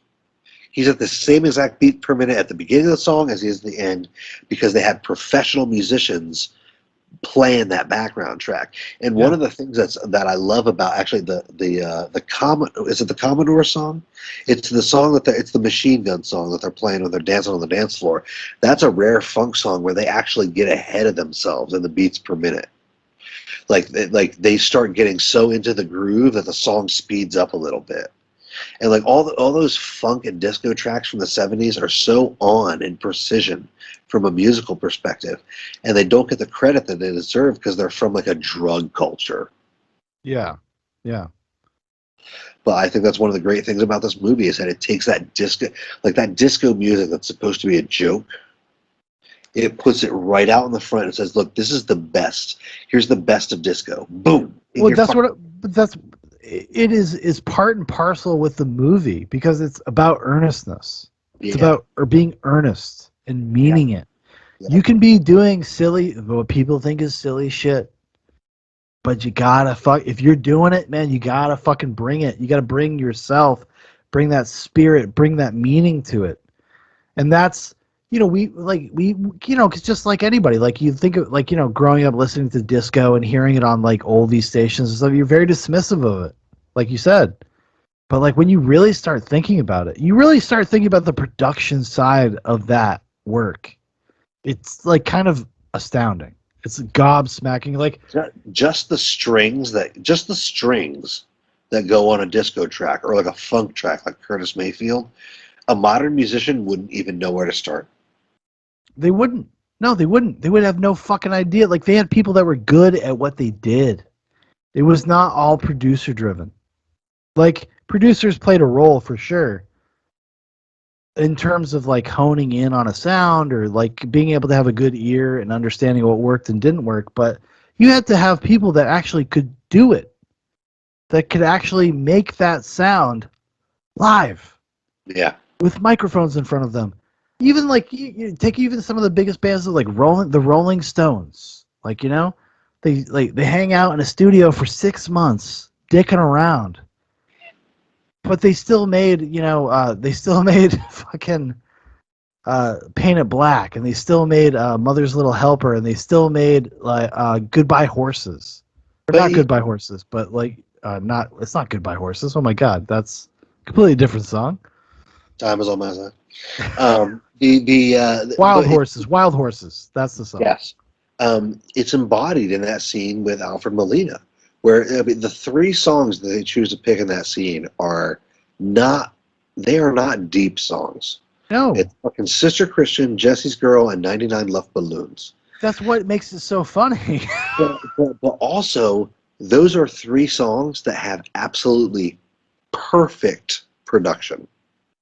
Yeah. Perfect. Like it's the kind of song that you can turn up as loud as you possibly can on a great sound system, and it sounds like crystal, dude. It sounds fucking perfect, and that's because the production, and that, like, as an older dude, production has become so much more important to me. And when you listen to those songs like Jesse's Girl, it's fucking perfect. There's like, it's flawless. It's literally flawless.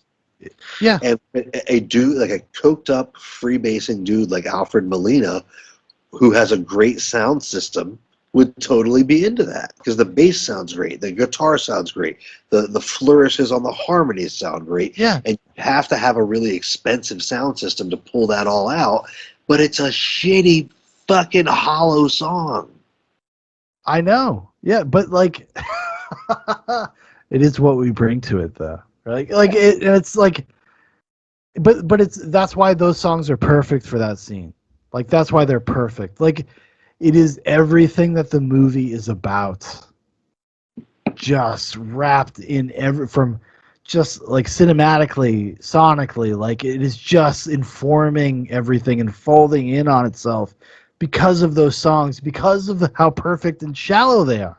Right. How perfect and shallow they are actually like plays into everything you've seen in the movie before that, into that scene. That's why I think it is the perfect scene. Yeah. It's like perfect. Well, because all the characters in the movie are exactly what we said, perfect and shallow. They're like physically perfect and completely fucking shallow. And they, you know, they're the embodiment of these songs like Jesse's Girl by Rick Springfield, which is a fucking dude, it is a bag of Doritos. Okay? Or as I think I said in the latest episode of our 1000 RPM, like, this song is a piece of American cheese that's made out of like canola oil. Mm-hmm. Like, it tastes really good on a burger, but it's garbage and there's nothing to it. No matter what he says, no matter what Rick Springfield says. And Ricky Springfield, he's a buddy of mine. Like, again, like every line reading that Alfred Molina does is perfect, but like, that's I know. Ricky Springfield, he's a buddy of mine. And you can imagine that, like, this dude might actually be a buddy of Ricky Springfield because he hangs out selling coke at like the gay dance club. Yeah, at that time period, for sure. Yeah. But like, it's just so great. Like that line is just another little tiny layer. Yeah, Ricky Springfield, he's a buddy of mine. Like, fuck, man. Every part of this movie is so layered and so beautiful. And look, I got to give PTA his I got to give him his props, man. When I revisited this movie as a grown ass man, it only made me love it more. So many times when we do these Zoobox Goes to the Movies, by the time we actually get to the episode, I've spoiled it on Instagram enough, and I've watched the movie enough, and I've listened to the source material on audiobook enough, and I'm done with it, and I'm ready to put it back on the shelf. But with this, I want to fucking keep watching Boogie Nights. I know. The 3-hour version of Boogie Nights. I want to hang out with these characters even more. Yeah, no, I completely agree. I completely agree with that sentiment, because they're most of the time when, especially when Dan Profitt and I do this, I'm fucking done with that movie for a good hot 2 years. Like, I'm done. We get in there like 13 inches deep. Yeah, no, we really do, and that's why I love doing it with you, because like, you're gonna do it in the same way that I'm gonna do it, and we're gonna watch it for like 2 weeks, and we're gonna be like taking notes, and we're gonna be having fun, we're figuring it out. But like, by the end of it, you're so fucking burnt out on it. Like, by the end of the conversation, there are a few, like, especially like something like Starship Troopers or whatever. I was just like, I don't need to see this for like 5-6 years. I remember happily putting Starship Troopers back up on the shelf and saying, I will revisit you in a couple years. But dude, I'm going to be listening to the soundtrack of this flick for weeks now. Do you think will this inspire you to kind of like check out, like revisit There Will Be Blood? Or yeah, because this, Paul Thomas Anderson, look, he is a bit pretentious, and I've always been a person who sniffs out pretension, and I don't have time for it. Like, especially now as an adult, I run my own company, I have a part-time job, I have a kid, I have a wife, I have all kinds of responsibilities. I don't have time for this shit. I don't have time for fucking frogs raining from the sky, okay? But I do that this and understanding Paul Thomas Anderson's vision from such a young age, like, you can't watch Boogie Nights and realize how young he was when he made it, and not admit that he's an absolute fucking genius, at least on some level. So yes, I think that I'm going to revisit probably a lot of his catalog, probably Magnolia too. Because dude, I haven't watched Magnolia since I was like 19. Well, it's on Netflix right now. It's still there. So I what I got. Oh my god, dude! If you watch it, dude, this could be a series. This could be a series, Dan. Listen, what I got out of Magnolia when I was 19 was the Tom Cruise lyric line where he's like, "Respect the cock and tame the cunt." Tame the cunt. That's all that I got out of it. All right. Well, no, but I after watching Boogie Nights, like I said, it moved itself up in the ladder of my appreciation. And there's no way that you can look at this and say Paul Thomas Anderson is a hack or this is a fluke. Yeah. He's got something about him where he understands cinema. He just understands it. He does, and he's had different periods in his life. Like Boogie Nights and Magnolia are like a pair. Then there's like I said before, Punch Drunk Love is like a stopgap where he starts becoming more minimalist, and then there's There Will Be Blood, which is like his most minimalist movie.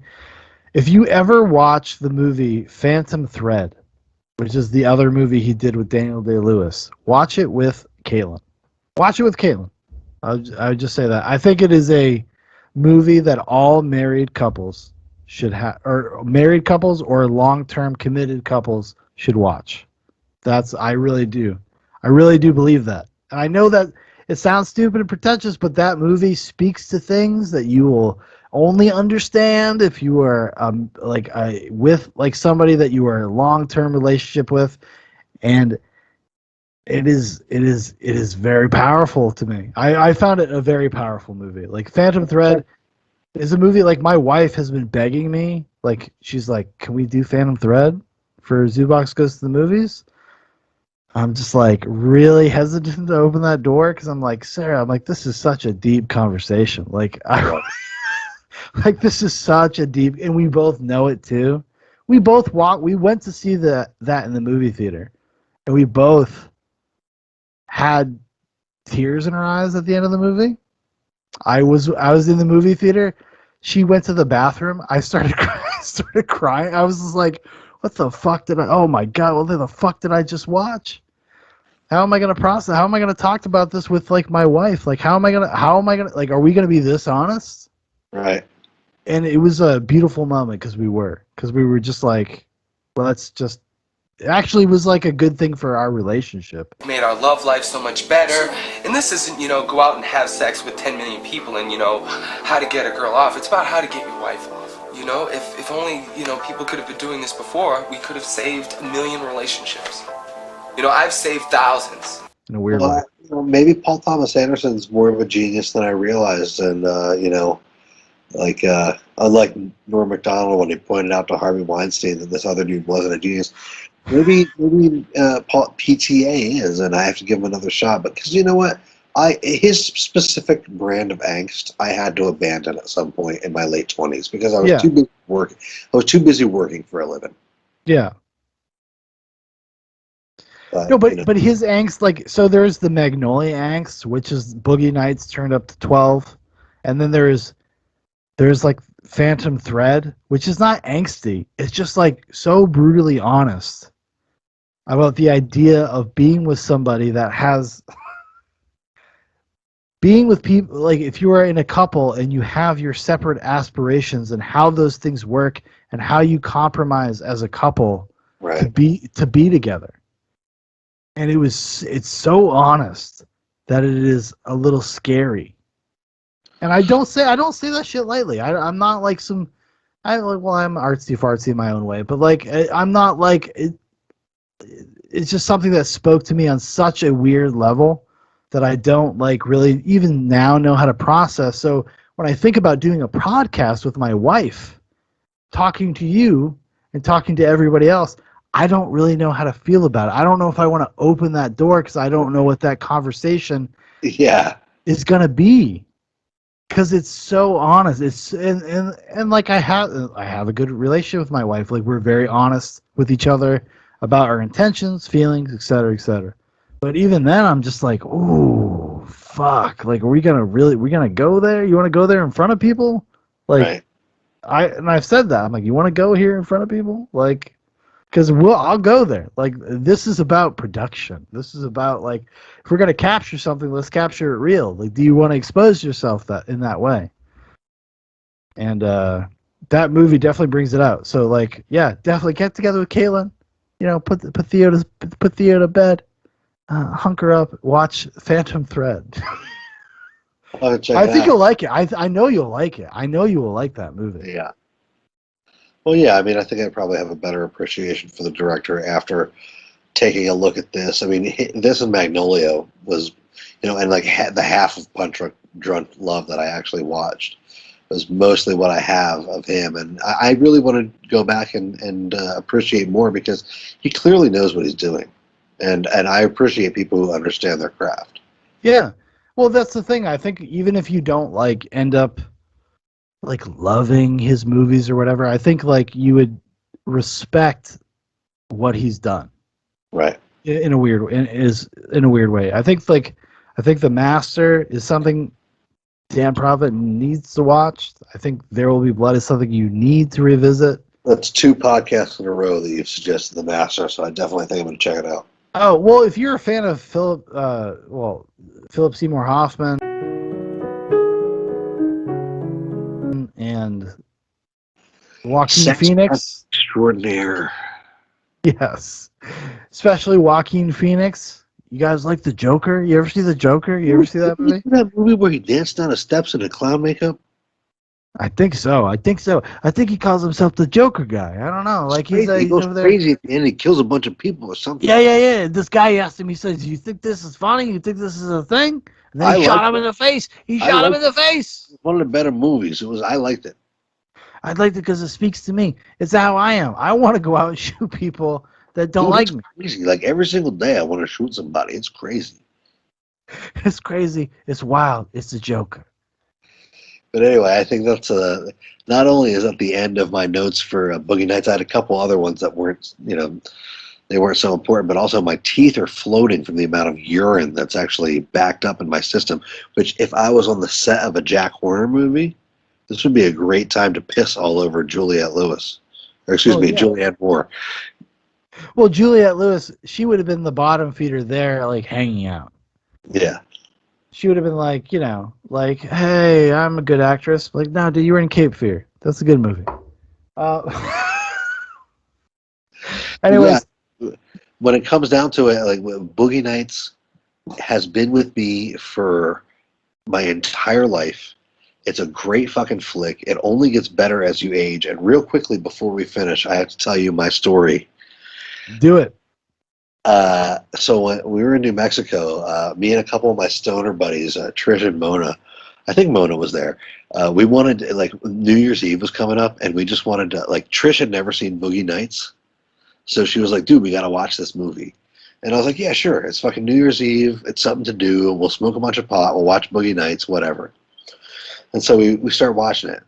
And then as the night progresses, this other kid from work calls me, who's like a younger kid, who thinks that I'm like awesome. He has this misinterpretation of me that I'm like fucking awesome because I'm like clever at work sometimes. And he is at this like real New Year's party with his like really hot girlfriend and a couple of other like really hot girls, like hot, like dude, hot fucking action to the max. Okay, these fucking kids.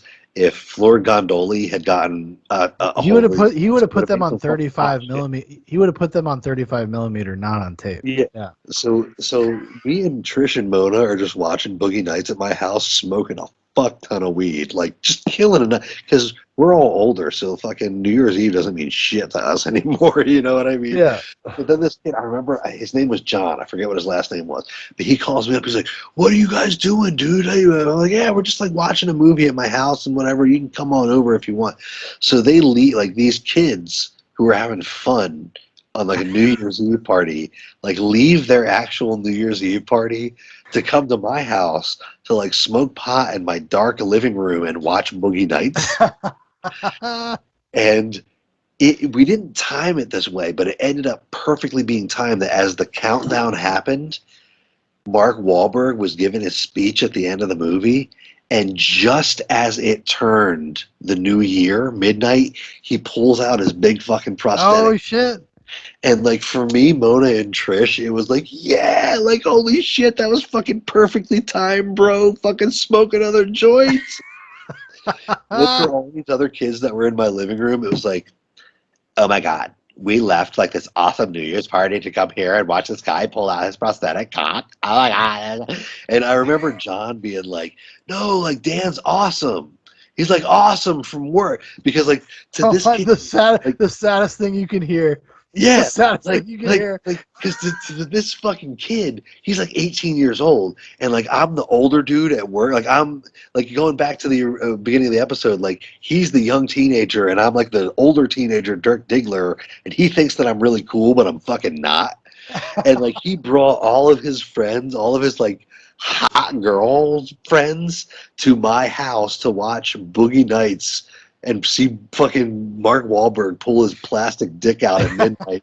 And me, Mona, and Trish are just like giggling our fucking asses off. And he's trying to explain to these hot girls like that he's still cool somehow.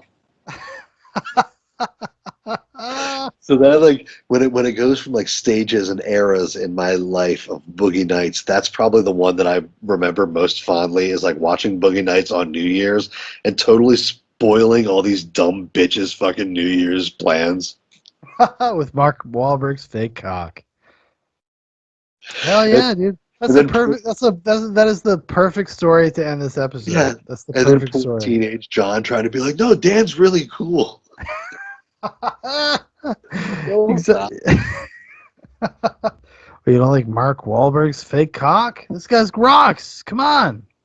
Look what his gifts, his bounty. Right. But in like me, Trish, and Mona's reality, like we are really cool. Like you guys just left that stupid party to come watch Boogie Nights with us. Like fuck you. Yeah, and we rock. We're watching Boogie Nights. What were you doing? Like fucking standing around hoping somebody would talk to you at a party? Get out of here. Literally. But anyway, like that's my final anecdote. And like, yeah, I mean, anybody's still watching it at 3 or 4 hours in, however many edits you end up making to this, dude, it literally one of the best movies ever made. I'm not joking. You know, it's impressive. It's impressive, especially I think for people of our generation, to see the distillation of everything that we love. Especially if you've watched episodes of Zoobox Goes to Movies in the past with Dan and I, like we're very big on like character actors, these kinds of sprawling movies. And this is a movie that like I think both of us wish we could have made. Like we wish we could have been that guy that did this movie, you know? I wish I could have been the soundtrack director that put all these songs together. I don't even want to fucking get down to the I don't think I'm worthy to make this movie. I might have been able to put the soundtrack together. I feel the same way. Exactly. Like you're standing and you know what? Young filmmakers, I know some younger guys that have aspirations of being filmmakers watch these things. Fucking wear your influences on your sleeve and be proud of it and fucking go for it. It will always be your thing. Right. It's always going to be you. It's always going to be you. So go for it. Anyways, thank you, Dan. This was a great conversation. One of my favorites that we've ever done, actually. I think so. Yeah. So everybody, if you'd like to know more about Zoobox, there's a bunch of links in the description. You can check out Zoobox on Instagram, Facebook, YouTube, DLive. Go check out our go follow me on DLive. I do a weekly nightcap where I talk about weird internet videos. Usually I get sucked into some rabbit hole. Last week was about sex dolls that had to go Odyssey exclusive. It had to be an Odyssey exclusive. So, anyways, thank you, Dan. Thank you, everybody, for listening, and we'll talk to you guys next time. Adios, amigos.